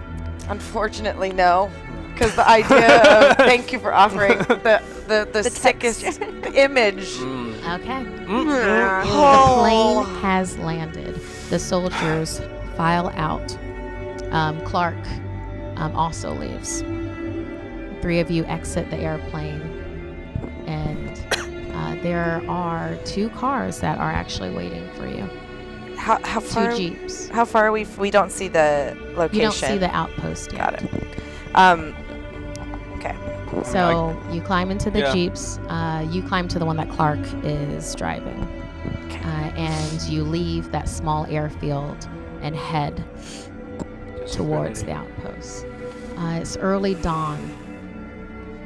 And in the distance, you can hear there are still birds that chirp.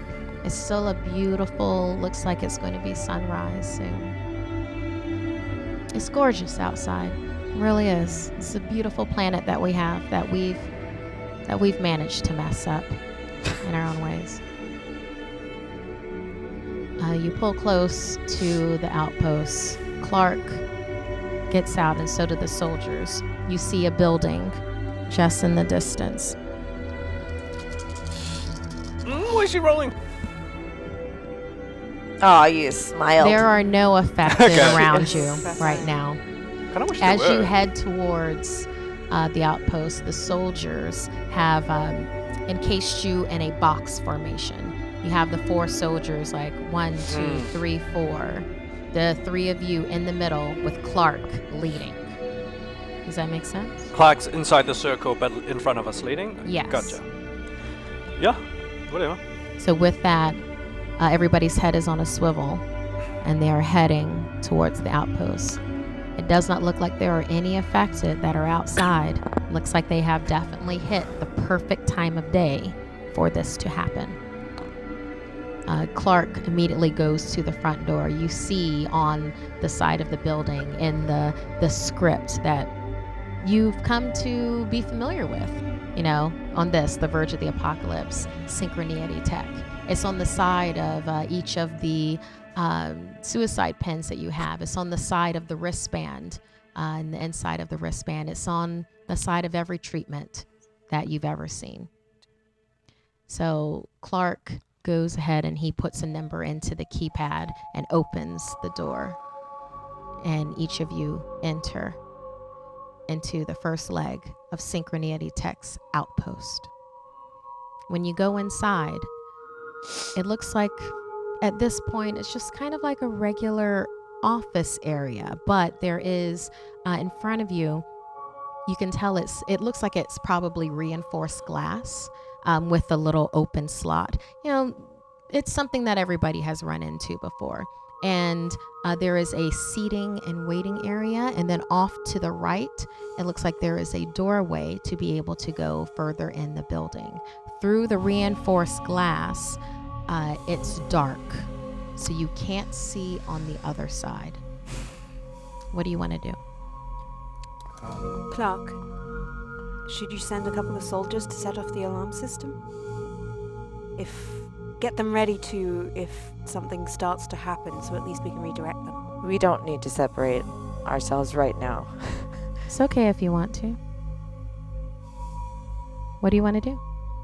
I'm asking Clark. I'm sorry, repeat the question. Do you want to send a couple of soldiers to wherever the alarm system is in case they need to trip it?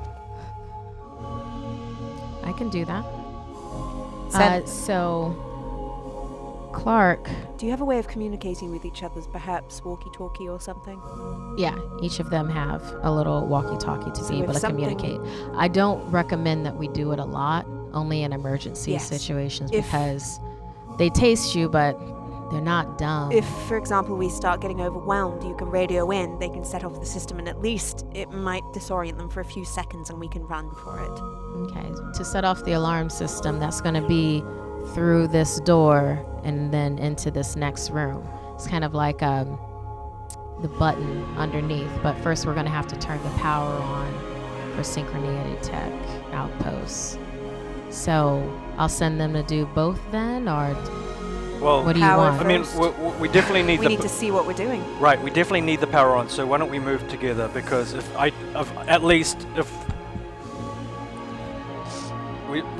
that's the first step. We should do that together then. If that's the most important step, and we definitely do need that. There's no point of splitting up. So let's all move. I think we should get in and out as fast as possible. But we can't go in until the power's on. And if there's affected on the way to the power, then they probably... How far do we need to go to turn on the power? Yeah, how far is the power? The power itself, you're gonna have to turn that on outside. We've got it jerry-rigged outside, so... Let's do it. But it's a little bit tricky. Why? So it might be good to keep a soldier out there just in case it shuts off. So you're suggesting to just to have one soldier outside to do it? Okay. Did one of the pilots inside to trip the alarm? Did the pilot stay with the plane? The pilot was one of the 4 soldiers that flew the plane. Yep. So you have 4 soldiers us right now. and Clark. Yes. You know what? This is a really good time, it seems, for the affected not being here, so let's get a move on it. If you want to get that one soldier out there, let's do it, shall we? Okay. All right, so Clark sends the pilot outside. If Perhaps the pilot, not the pilot. Exactly. If the pilot's going out by himself and he's... Perhaps are we you lose sure him. One of the soldiers. Do you want to have him trip the alarm then? I would rather have the pilot stay with us and have someone else. Not a problem. You send one of the other soldiers. Yeah. We need to get back, so... Okay. All right, so he sends a soldier outside. And you have a soldier that's going to be near the alarm.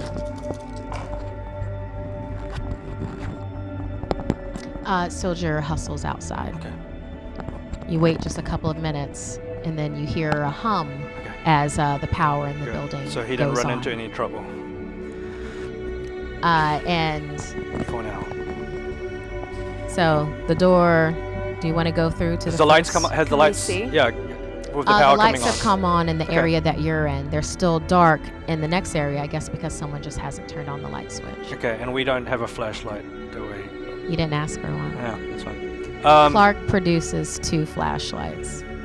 I shine my flashlight. It bounces back off of the reinforced glass. So I guess you brought me here for a reason, to be the first one to do this. So yeah, I stand in front and open the door.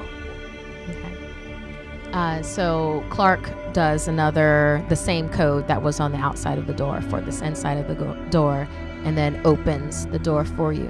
And you head inside. Are you going alone? Can I still be outside and just look in with the flashlight? Sure. You can peek your head in. Yeah, I do that. Okay. What do I see? As you shine the light, you just see looks like a reception type area. It's like a bit more security than you're used to. Okay. When And you're do looking around, you don't see a light really switch? You don't see any affected in there. Okay. I don't hear anything. Do I see a light switch? You want to see if you hear anything? No. I'll just peek in, and do I see a light switch? You do see a light switch. Okay. I walk. How far in is it? I don't let him walk in. It's about a third way into the room. All right. Well, I take the other flashlight and I come up to the door and I gently tap it. See if any heads pop up. Jesus, Lord in heaven.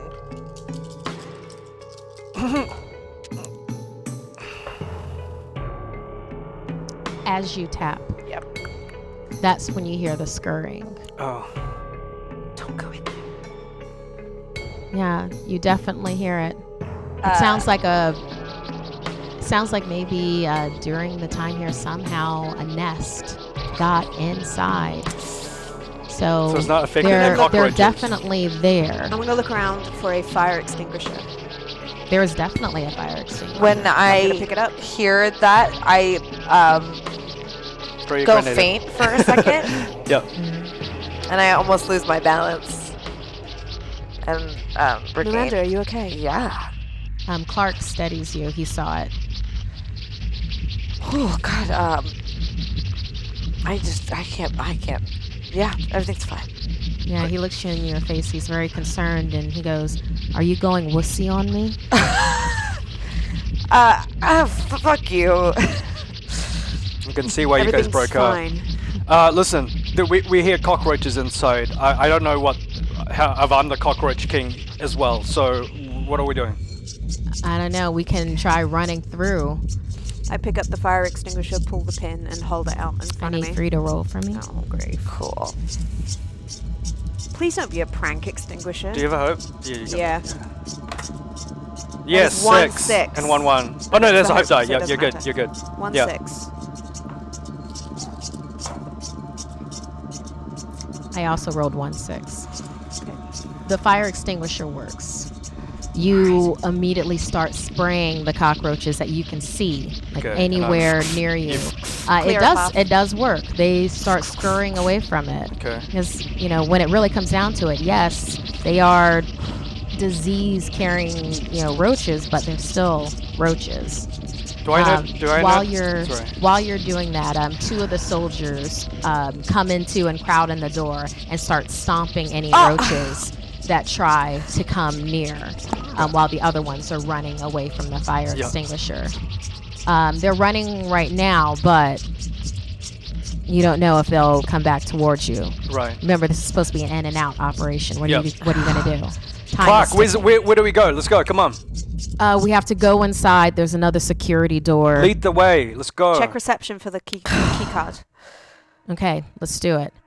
So you all file into the room, skirting around the nest of roaches. There are numerous filing cabinets. There's numerous places to look. Where do you start? I'm going to look on the desk next to the computer. Usually people put their lanyards down pretty close to their keyboard. How about the rest of you? I can't. So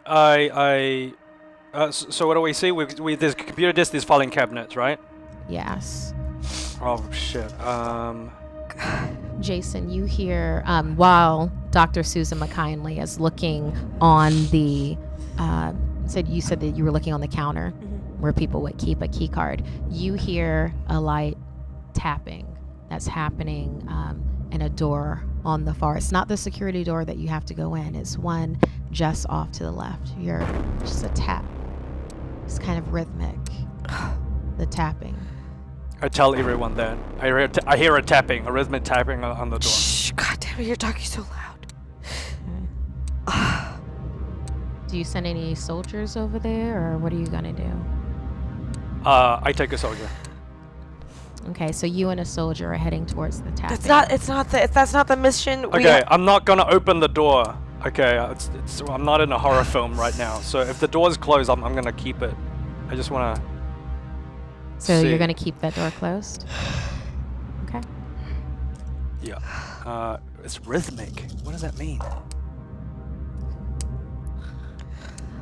Susan looks frantically. There is no key card that is anywhere on that counter. I look at this door that it's behind. Do I see anything? Like what? Behind the door that you came into? No, the door with the rhythmic tapping. Is there any kind of label on it? Like no. Okay. No, it is just a regular door, and there's still a rhythmic tapping happening on the door. Clark, you got any bright ideas? Where's this key card? Clark is looking at a filing cabinet. He's like, I don't know. It's not here. There's a tapping. What do you make of this? Well, if we can't find it out here, then maybe it's behind that door. You guys are soldiers. I'll be nearby if he. Hey, you're the magic man. What, you want me to open the door? They pay attention to you. Why are you here if you're not going to lead the way? I put my ear up to the door. What? And it's just what? You hear the tapping on the door, and you hear the sound of the affected. So they are affected behind the door. They are definitely affected behind that door. Okay. So what? Are we gonna? There's affected behind now. Are we gonna just take them out? Dude, the key card is not out here, which means that maybe it's on one of them in there. Let's do this. Jesus. Is there a table anywhere in here? It is a series of a couple of chairs. There's 4 chairs that are lined up against the reinforced glass. It's kind of like almost like an hallway, if that makes sense. It's narrow where you are. Listen, Clark, I need one of your strongest men to hold on to this doorknob and open it with me. I don't mind being the first one, but I want to just slightly open it just to see the reactions of the affected. But if I don't want to lose control, so I need someone to help me. Get your biggest goon over here. Okay, so the biggest soldier comes in. You have one soldier that's still positioned near where the alarm is. You have one outside that is guarding the power. And now you have one that is outside of this door with his hand. Right, big fella. I want you to open this door. I want you to be closer to the side of the door, and so I'm the closest one to the opening, but don't open it all the way. Okay, I just want to see the reactions. If I'm going to be the first one, let's do this. Keep your foot in front of the door. The soldier is He's kind of hyperventilating. Don't lose your nerve. He may be dressed as a soldier, but that isn't exactly who he is. I just give him a light slap across the face. Wake up. At that, the soldier jumps. His hand was on the doorknob. One of the doorknobs that turns like this. As he jitters, it opens the door and he stumbles inside. No! Right into an affected that immediately locks onto him. Okay. And bites down on his neck. Sure. He starts screaming as the affected starts tearing into his neck. It is grabbed onto him and drags him to the ground. Behind him, there are 3 more affected. What do they Each look of them like? are swiveling around. Okay. I run over with the fire extinguisher and blast them all. Wait. I just want to see. Go ahead and roll for me. You're going with the fire extinguisher? Kate. I'm trying to save your life. No, I just wanted to see how they were acting. Did you not see? He just ate him. Yeah, but they weren't doing anything to me. I wanted to see how they were you did a great job. Good job jumping in there. Good job. Oh, okay. 2 6s, 1 1. Do we have any hope? You have 2 hope. I'm going to use 1 hope to re-roll this 1, so hopefully we keep this. That is 2. We get to keep it, so that's 2 6s, no 1s. Tell me what happens. Wow. She didn't roll a 6. When I spray them all with the fire extinguisher, I'm going to say this is it nitrogen? It's the cooling one. Say how they're affected by me. That would be your call, not mine. I mean, you're the one deciding what happens right now. Their reactions. They all slow down because it's very cold. It slows them all down. In that moment, I'm able to rush past the soldier and grab the lanyard off the receptionist's neck and back up, keep spraying, and close that door. Because of the properties that are in the fire extinguisher, it does as a temporary blocking agent that does take their homing signal out temporarily. So they are all just swiveling around in that enclosed space. However, the body of that soldier is still blocking the door. No. And there is that affected that is not, has not been sprayed with fire extinguisher, and it is still eating on him right in front of you. You cannot close this door. Okay. You do have the key card lanyard. Do you continue through the next security door? I do. No, I don't open the next door. We gotta shut this door first. Tell me how you're going to do it. Kick all of them, including the soldier, into the room. You're going to kick them? We need to get them back into the room, and I don't want to touch them. We I'm could have going to just need for you to roll. Kate. She's making me roll. It's not my choice. We could have just gone through the. You've got the key card. Couldn't we have just gone? Yeah, they would have chased us, Mike. You always We shut have- the door behind. we- always we- shut the door behind you. Okay. Good luck. Thank you. Say goodbye to another Kendall. Nope. No 1s, no 6s. I'm going to burn my brink. I have overstepped my professional boundaries before, becoming too emotionally involved and investing in a client. I'm going to take this that I have disregarded the life of this soldier. I have decided he's already dead, and I'm going to kick him back into the room and slam the door to save the rest of us. So I'm going to re-roll everything after burning my brink. Her Hippocratic oath has been destroyed. She promised to always protect and never harm, and now she has harmed. That's still nothing. Can I? No It's too 6s. late now. Oh, if somebody else wants to roll your brink to save this, I am Sounds like you're already there. I can Yeah. roll. I can. No, You're she's on the already. brink. No, she sounds like she's already there. Well, she's got 1 roll, and I could burn my vice, or does that not work You here? know what? I'm going to let it happen. But she's only got one. So that's all I get to reroll. I mean, it's better than nothing. Go If on. there's a 1, you can Yeah, re-roll it. yeah. You also have 1 hope. No, actually. Oh. So then, So what do you want to do? I'll take the hope, and I'll take I'll take my chances. Yeah. So it's controlling is my vice. So let's see what happens. I don't want to know. 6. Nice. So this fucking shit is pissing me off, and I've been fucking quiet for too long. You guys don't know what the fuck you're doing and got us in trouble. So I get up despite feeling nauseous and sick to my stomach, like there's something crawling in my stomach that I'm gonna give birth to. I grab my gun, I shoot the affected, and I shoot the soldier, and I push both of their bodies in. It absolutely works. Oh my God. Thought so. It absolutely works. You slam the door behind you. Susan, you failed your brink. The chapter does not end. because of how professional and put together you are, you have been, it seems like everybody from outside is like, oh, no, she has it all together. But as this has gone on, everything keeps on breaking you little bit by little bit. And actually, the real breaking point was when you had your hands clasped on Haley's chest and you felt her heart stop beating. After that, you've been on remote control. You've been letting things happen to you. And then after seeing that soldier also die in front of you, you snap. We got a liability. Oh, God.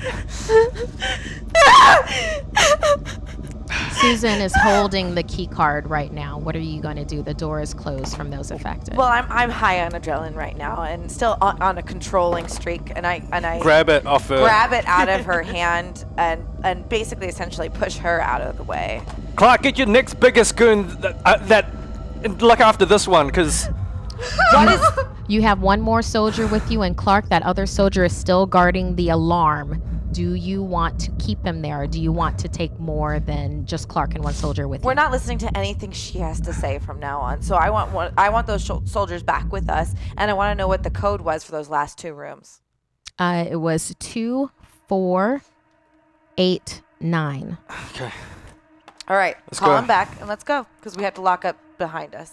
Okay, Clark then immediately goes to his walkie-talkie and calls all the soldiers are back in, well, who's left. So you have one soldier down. Don't call them back. If you call them back, no one's protecting us. No one's watching over us. I'm gonna keep my eye on the pilot, whoever that is. No. Okay, so 3 soldiers and Clark. One of those is the pilot. So you're going into the next security door? I want a soldier to stay with her so she doesn't go forward with us. You're gonna keep a soldier with Dr. Susan in that reception area next to that room full of affected? And we're gonna lock them out of both areas. I mean... Okay, so you do the key card, and then you head into, so it's yourself, and then Clark. And how many soldiers? 2 soldiers out of the 3 that are left? 2 soldiers out of the 3, with her? yes, and Jason. And Jason. So just say that again. So there is Clark, Miranda, Jason, and 2 soldiers that are heading in. Okay, let's go. Come on. In and out. Because one has stayed with Susan. So you continue on into you guys have the no next. Loyalty. I mean, she could make that call. I'm just. Oh, I'm out of just control. Following orders. Come on. Let's go. Come on. So you go into the next section of Synchronity Outpost. The door just very quietly closes behind you. As you are walking forward into this next area, it looks like it is a series of hallways. And there's hallways going to the left of you. There's just a wall in front of you, and then hallway to the right. You have a choice of left or right. Clark, do you have any idea?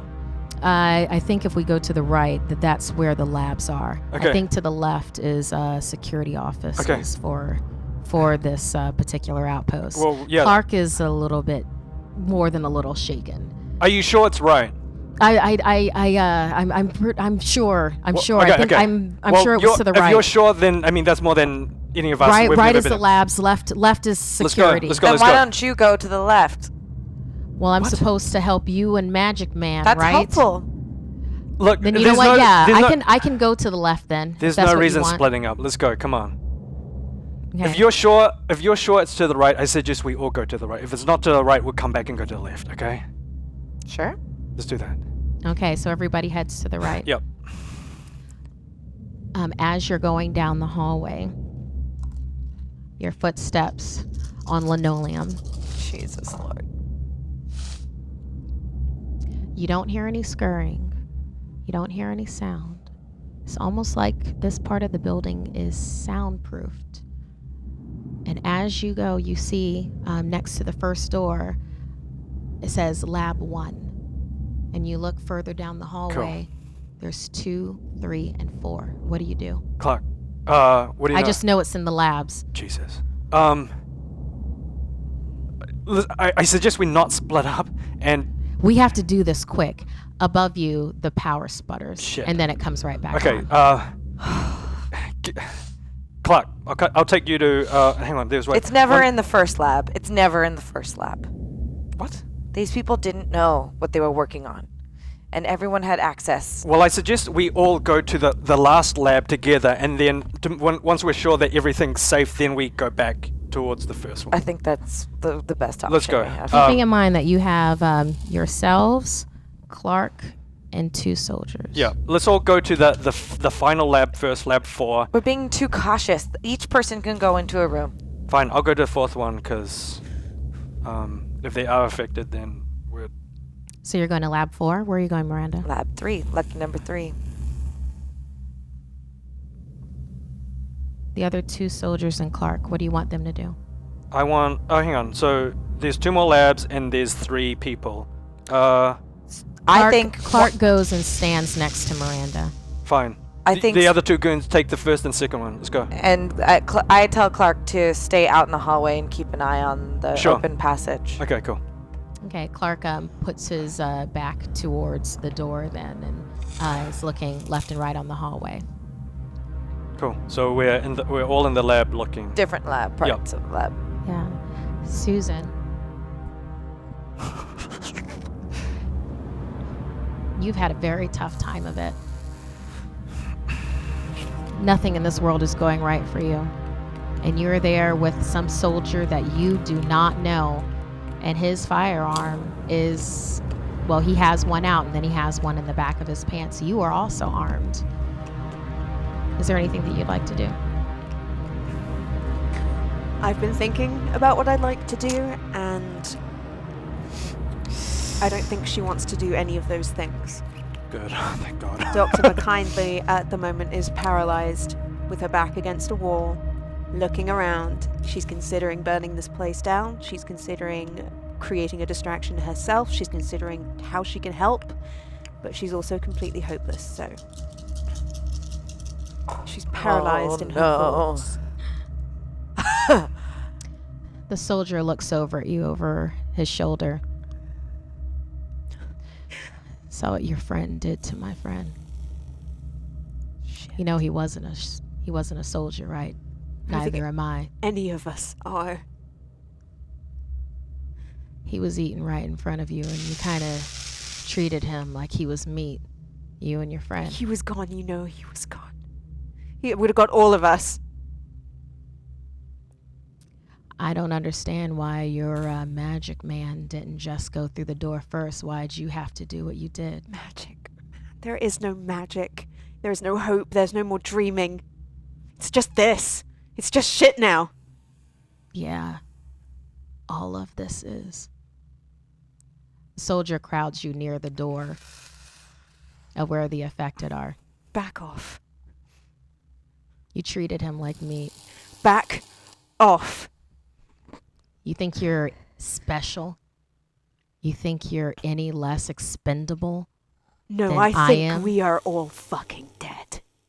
I think you are. I headbutt him. Roll for me. Shit. I don't get this anymore, right? Because I lost it? Do I still you lost it. I did lose that. Jesus. Believe. 6. That is 2 2 6s. with 2 dice! Fuck!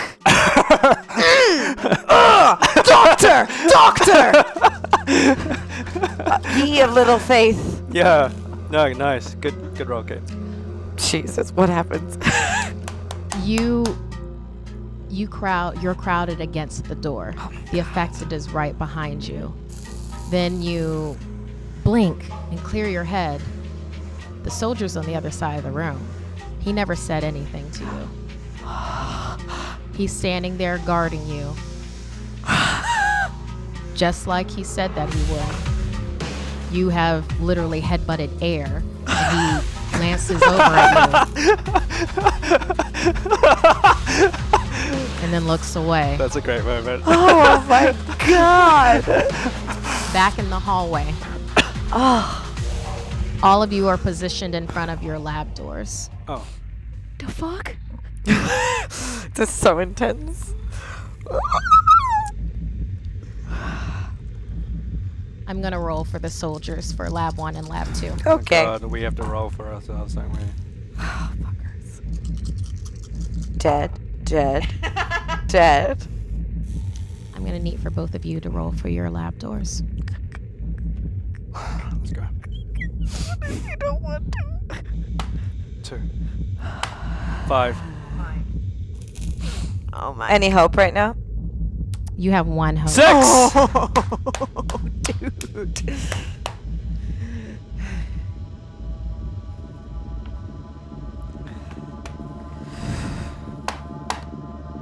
Two threes. I'd like to burn one of those hopes. Or whatever that is. However you say that. Your last hope is used. Okay. 2. And I'd like to burn my brink. And my brink is I have the capability to kill if it means my survival. So we'll see what happens. Believe. Good. That's 2 2s. Pass it over here. I'll burn my brink. You're burning your brink too. Oh, no, I'm not. Oh my God. Jesus. Oh. I can't. Do it. You already said you were going to. Oh my God, Mike. All right. Here we go. So in a little box over here, I can't come out of it. 6. I'm sorry for what? This is my safe place. 6. This is my safe space. This is my safe space. Okay, I'm all right, safe wait. in my space. That was 2 2s. You got 2 2s. Yeah, we didn't 6. do it. 3. Fuck. No, we didn't do it. We all rolled. I'm dead. I tried to cover, but all right. So you just ended that chapter, Yeah. and all of you are mad.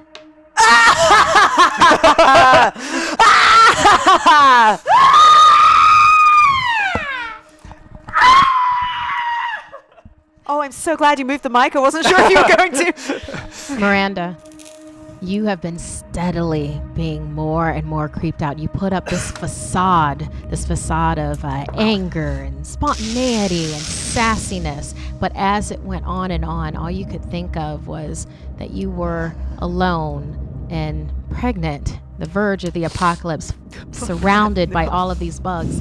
And you aren't even completely sure of that memory that you had of that giant bug that you squashed before. Was that a bug? And it has just creeped and crawled underneath your skin until finally it brought you to the breaking point. Jason, My brink's interesting. you haven't let the others know, but even since you were in that barricade, there has been a skittering and a hum that's been at the back of your head, and it's been very compelling. This skitter, this hum, this hive connectedness. You feel more complete when you listen to it than you have ever felt in your life, and you feel overcome with listening to this hive connectedness, this hive mind. You are one of them. You are them. All 4 of you open your lab doors at the same time. In lab 4, which Jason is in front of, there is an affected, and it immediately swivels and locks on and then puts his head down, and then Jason puts his head down also towards the affected, and they start mimicking each other's movements. Lab 3 in front of Miranda and Clark, you open the door. There is no affected in there. And you enter inside. You're trying to keep your cool. Clark doesn't know what's going on. You search, and you do see, it looks like, yes, an early version of the cure. That is there, and it's right there in front of you, and you're staring at it. You're just staring at it. Clark has his back to you, and you have a gun. In lab 1 and 2, the soldiers enter those labs. There are affected in there. There is 1 in lab 1 and 2 in lab 2, and they immediately attack those soldiers. They weren't expecting them there. They immediately go down and the affected feed. How do you feel, Jason? I tell them, I'm happy with them, but I tell them to pull away for a second. We've got some more to feast on. The affected, you feel them back away from the soldiers that are there. They are screaming so loud, but this hallway is soundproofed.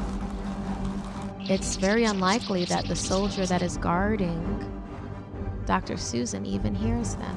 Miranda, the cure is right in front of you.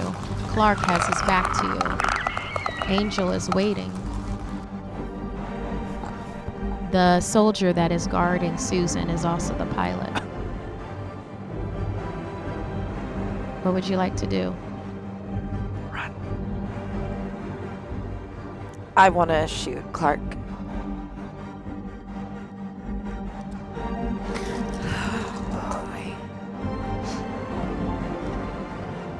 Clark doesn't expect it. I don't think any of us did.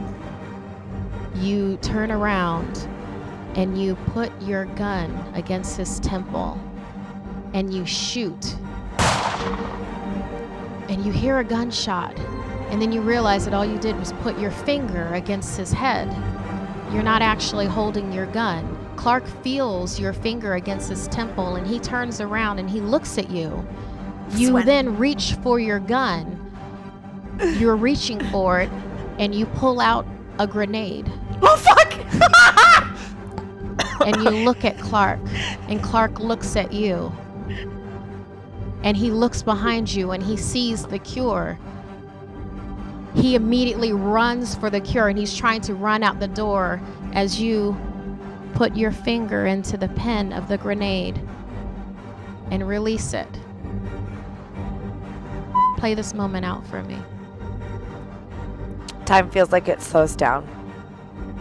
And I feel very aware of every molecule in my body, and it feels like it just wants to escape out of me. And I walk closer to him. Clark is rushing away from you. He sees the grenade. Oh, shit! And he starts running. He trips up. The cure falls from his hands and skitters down the hallway. 5 seconds have passed. You're a soldier.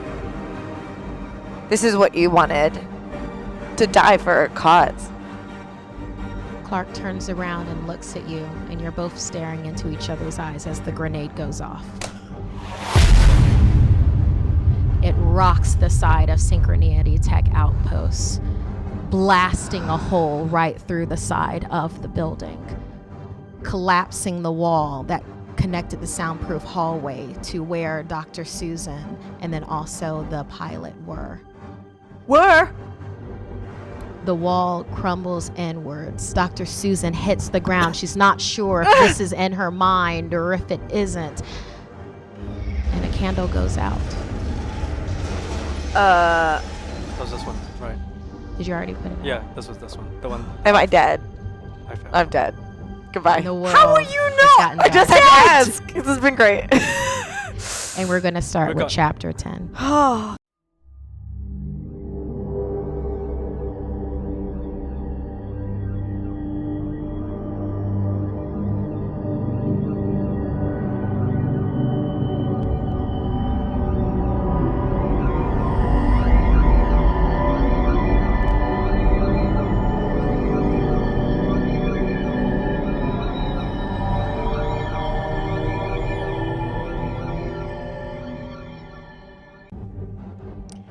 We do have a truth. Oh. Hashtag discovery. Miranda finds a needle and a vial of medication in the lab. It's not a treatment. It's not the cure. It's a powerful narcotic. Narcotic. She would have liked that right before. She would have liked that a lot. Yeah, she would have enjoyed Something came in?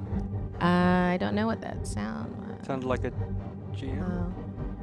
Oh, is that what that was? Or truth or something.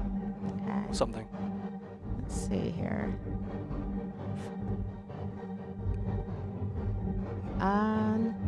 Oh, wow.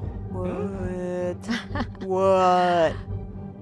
That's a person that just donated a lot of hope.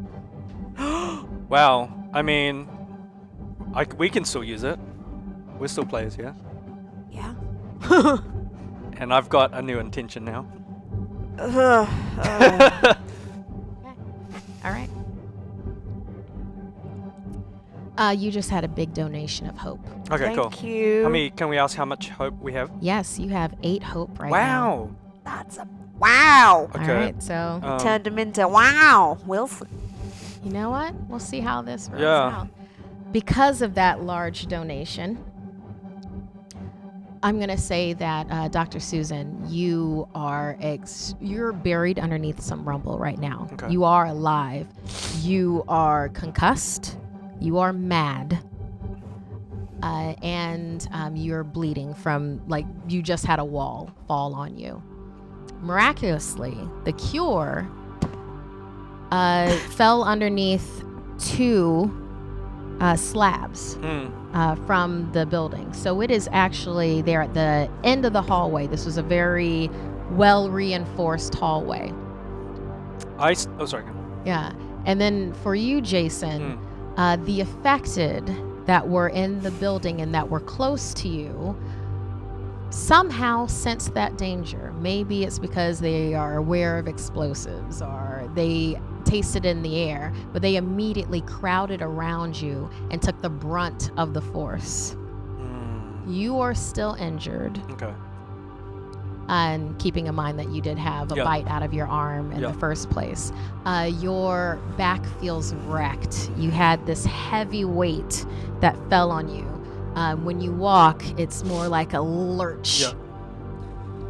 You're still very aware of what your original objective was. What I want to do now, the only thing I can, I feel like I've got, my mind is occupied by two forces. One was the last thing I wanted to do, which was the last thing I had felt really strongly about, which was get the cure to the girl. And the other one, the other side of me, the other force is saying, I know, I'm speaking out to my brethren now, I know where there is a lot of people that I want to wreck. Which is, I want us to go back to Simon's camp to feed. Okay. And also one of the many roaches just knocked over that candle for it.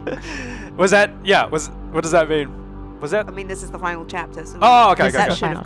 Yeah. So that's my, just to let you know where I'm at, those are the 2 forces. Just get back to the girl with that cure and feed on those people.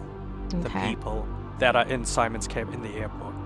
The pilot is still alive and is better off than the both of you. Somehow, I guess because of just the way the wall fell, he is only slightly injured. He's able to get around. I check the 4th, there's nothing in the 4th lab, so I go to the 3rd and I find the cure there. Okay, so you pick up the cure. Pocket it, and I walk out, and there are 2 affected that are barely holding it together, but they are following you. Okay. Their heads down and following behind you. Knowing that there's a human part of me, knowing that, I tell them to stay behind so I can go back with the pilot. They stop in the hallway. And then, can I reach, like, affected? How far does the hive mind go? Does the hive mind actually go? You have a pretty decent radius when it comes to the hive mind. I as far as I can go, I want people, my brethren, to head towards the airport in Bakersfield. Okay, keeping in mind that is an hour flight away. So okay, so maybe I'll do it when I'm on the flight or something. But right now, I'm just... Okay, so you move back out into this deafening sound, except for the sound that you hear of the skittering and the crawling that's in your mind. The skittering that you can now control. Like, that's something I'm it happy. It's like music to you now. Yeah. It's home. It's family. As you stumble into the reception area, you see Dr. Susan there. You see Jason. I see. She's under rubble. And you see the pilot. He's trying to help her out of the rubble. Stop. Jason. I have the cure. Take my gun. I go in my back pocket and I take out the termination pen. You have to save that girl. Do what you can, okay? Jason? Jason! Yeah. It's all up to you. Okay. You can't let them down. Okay. You raise the suicide pen to the side of your head to then push the button. And then you look down at the suicide pen and you realize it's the psychology magazine that you had earlier that you rolled into a tube. I've already started walking out of the building because I just want to go now and feed and get to the girl. Do you reach for the pen again? What's the name of that soldier? Soldier! Hey! His name is Peyton. Peyton? I need What you is to it, waste ma'am? one of those bullets on me, okay? I need you to put it right between my eyes. But you're not bitten. You can't take me back. I'm crushed. I can't feel my legs. We could still make I it. can't feel my legs. I send those two infected down slowly towards Peyton and thing. Peyton immediately becomes he's unsettled. Slowly. To try to need get to get Peyton that to cure. go. He tries Get to the cure pull back. he tries to pull the rubble off of you even Stop. faster. He's cutting up his hands. Stop. I can't feel my legs. There's no point. I send the He two. realizes that there is no point. You need to get the cure back. Ma'am, Please don't leave me here to die I slowly. send I'm so sorry, ma'am. I'm so infected sorry. towards Please. Dr. McKindley. Please, and get The affected Get the start cure out running of here. towards. He shaking It's with fine. his hand. You're doing the right thing. You hold the gun against your head. He looks away Thank you. and he shoots you. Peyton's visibly shaken. He's like, you have the cure. You have it. Yeah, and Everybody I'm else. just walking everybody out. else. I'm walking out, and I've got this. I'm just waving like Okay, this. he braces your arm and he helps you out of the building, out of synchronity attack. Okay. I need for you to roll for me. Oh man. You have one die. You have a lot of hope. Oh. 6. No. I swear to God, I haven't touched the tray. No. I haven't touched the tray. Well, I got 3 6s, so. He doesn't suspect a thing, though. He starts, you actually notice Peyton is younger than you thought I that grab he him was. and I say, fly us back there as fast as you can. Yes, Fuck it. yes, sir. Yes, sir. Yes, sir, I will. So he stumbles with you to one of the Jeeps. It starts on the first try. There's nothing wrong with it. And he drives you back to the plane. And as soon as I can speak with my brethren, I tell everyone that's around the airport to converge on the airport that I can. There is definitely Everyone from as far as you my feel that you've radius touched can go. minds around, and I'm just slowly- you're basically sending out a continuous beacon to Yeah. them for them to find you and to follow you. Whether I'm on the plane or the Jeep, I'm just like closing my eyes and just trying to reach as many people as I Peyton can. thinks that you're just relaxing. It's been a tough night, well, tough day for everybody. Got a He big gets smile back on my into the face. plane, starts the plane, taxis, and sets off. It's an hour flight back. The whole time I'm just like reaching out. Peyton is crying along the way. He's young. He's 21, only a year older than Haley was. And in my before. mind, I'm just embracing them all. Like, I'm just sitting here, just reaching out, but in my mind, I'm like embracing to a big family. Like, however many hundreds of thousands of families, and I'm just embracing them all, and Okay. I feel the love with them. Roll for Ah! me. I want to see how many of your family you're taking back to the last of the resistance along with that cure. 1. You have 8 hope. Can I just keep rolling? I choose to use 8 hope. Go ahead and roll again. 4. 6.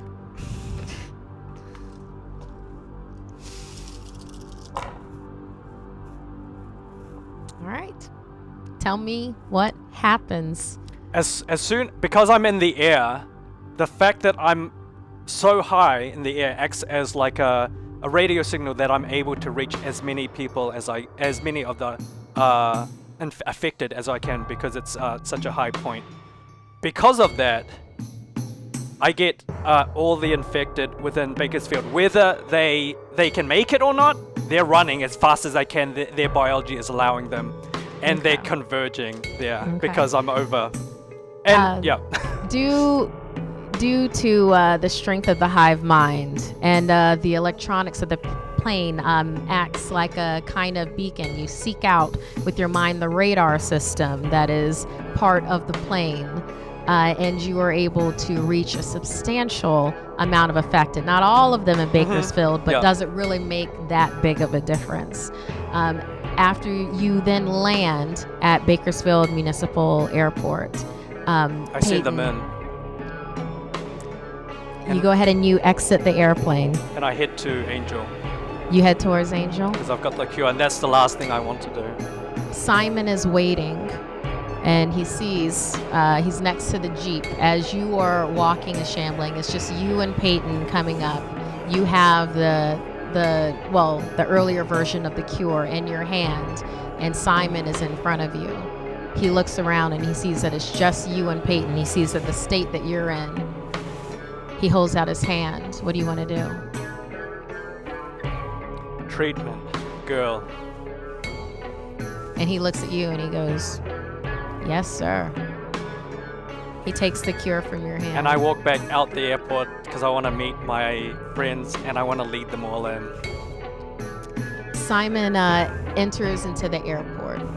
We'll have a nice cut scene where he hands August Shepherd treatment to help Angel until they're able to synthesize some type of cure from this earlier version, maybe some type of better version of the treatment. Unfortunately, you have reconnected with the affected I'm out there that with were my near family. on the outside of Bakersfield Municipal Airport. They crowd around you, heads down, touching you. The hive mind has connected. It is a giant horde. And they start heading towards Bakersfield Municipal Airport, going through maintenance ways, going through doorways. Yeah, and I cutting off passages of escape. I send them all in, but I tell them not to harm the girl and to bring the girl to me. Go ahead and roll. 4. Are we gonna use this hope? Yeah. 5. 1. 3. 3. I think I'm out, right? You got one more. Let's see if the girl is saved. Oh, hang on. 3. Simon has made sure that Angel has the treatment. Her and August are in the middle of the airport. Unfortunately, the affected, while they have listened to you to this point, they are hungry. The hunger And I understand consumes. too. I understand. So I don't. So they immediately swarm any fresh meat that they can possibly get a hold of. They taste it all. They eat it all. I taste her too because of the high and mine. You do indeed. You taste every one that they eat. And with you at the control, you at the helm, the affected have a new voice in this new world. This world that is a little bit darker. As the affected, as a hive mind, spread across Bakersfield and towards Claraville. Yeah, that's where I send them next, for sure. And I'm walking with them. And that is how the affected ends.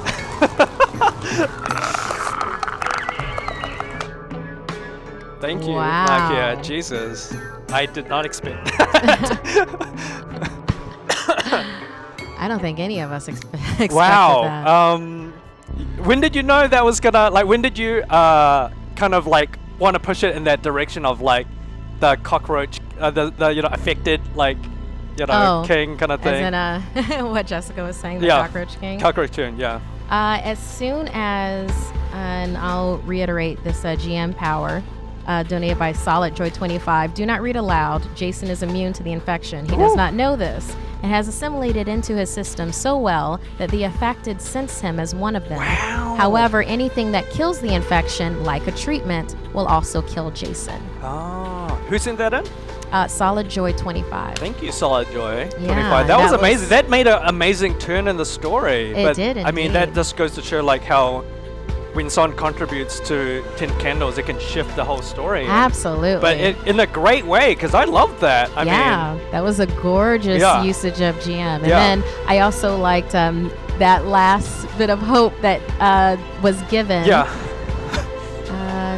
Who gave that? That was Nurse Purple Ranger. Oh, yeah, Robin. Had donated. Thank you so much. Yeah, a batch of hope, like about 5. Wow, thank you so much. And Nurse yeah, Purple. almost saved Angel with that. Got very close. Yeah, but I'm glad that we were able to use it not to survive, but to get the, affected, more control. But I'm glad that we got Simon in the end as well. Yes, no, you definitely got Simon. All right, well, Mike, where can they, we've killed everybody else off, so where can they find you? You can find me everywhere at Mike Jin, everywhere. Yeah, and you have a Twitch channel too, right? Yes, I do, yeah. So, Monday, Wednesday, Friday. How about yourself? Yeah, and I'm at Markeia McCarty, Markeia. That's Twitch and Instagram. And I love this GM thing. You were amazing, Markeia. I loved your and I think it's a lot of your kind of just your improv background, usually seeing it as a GM. I love that as well. Just like seeing that trend. You could see it when you use like the improv there. Like it was cool.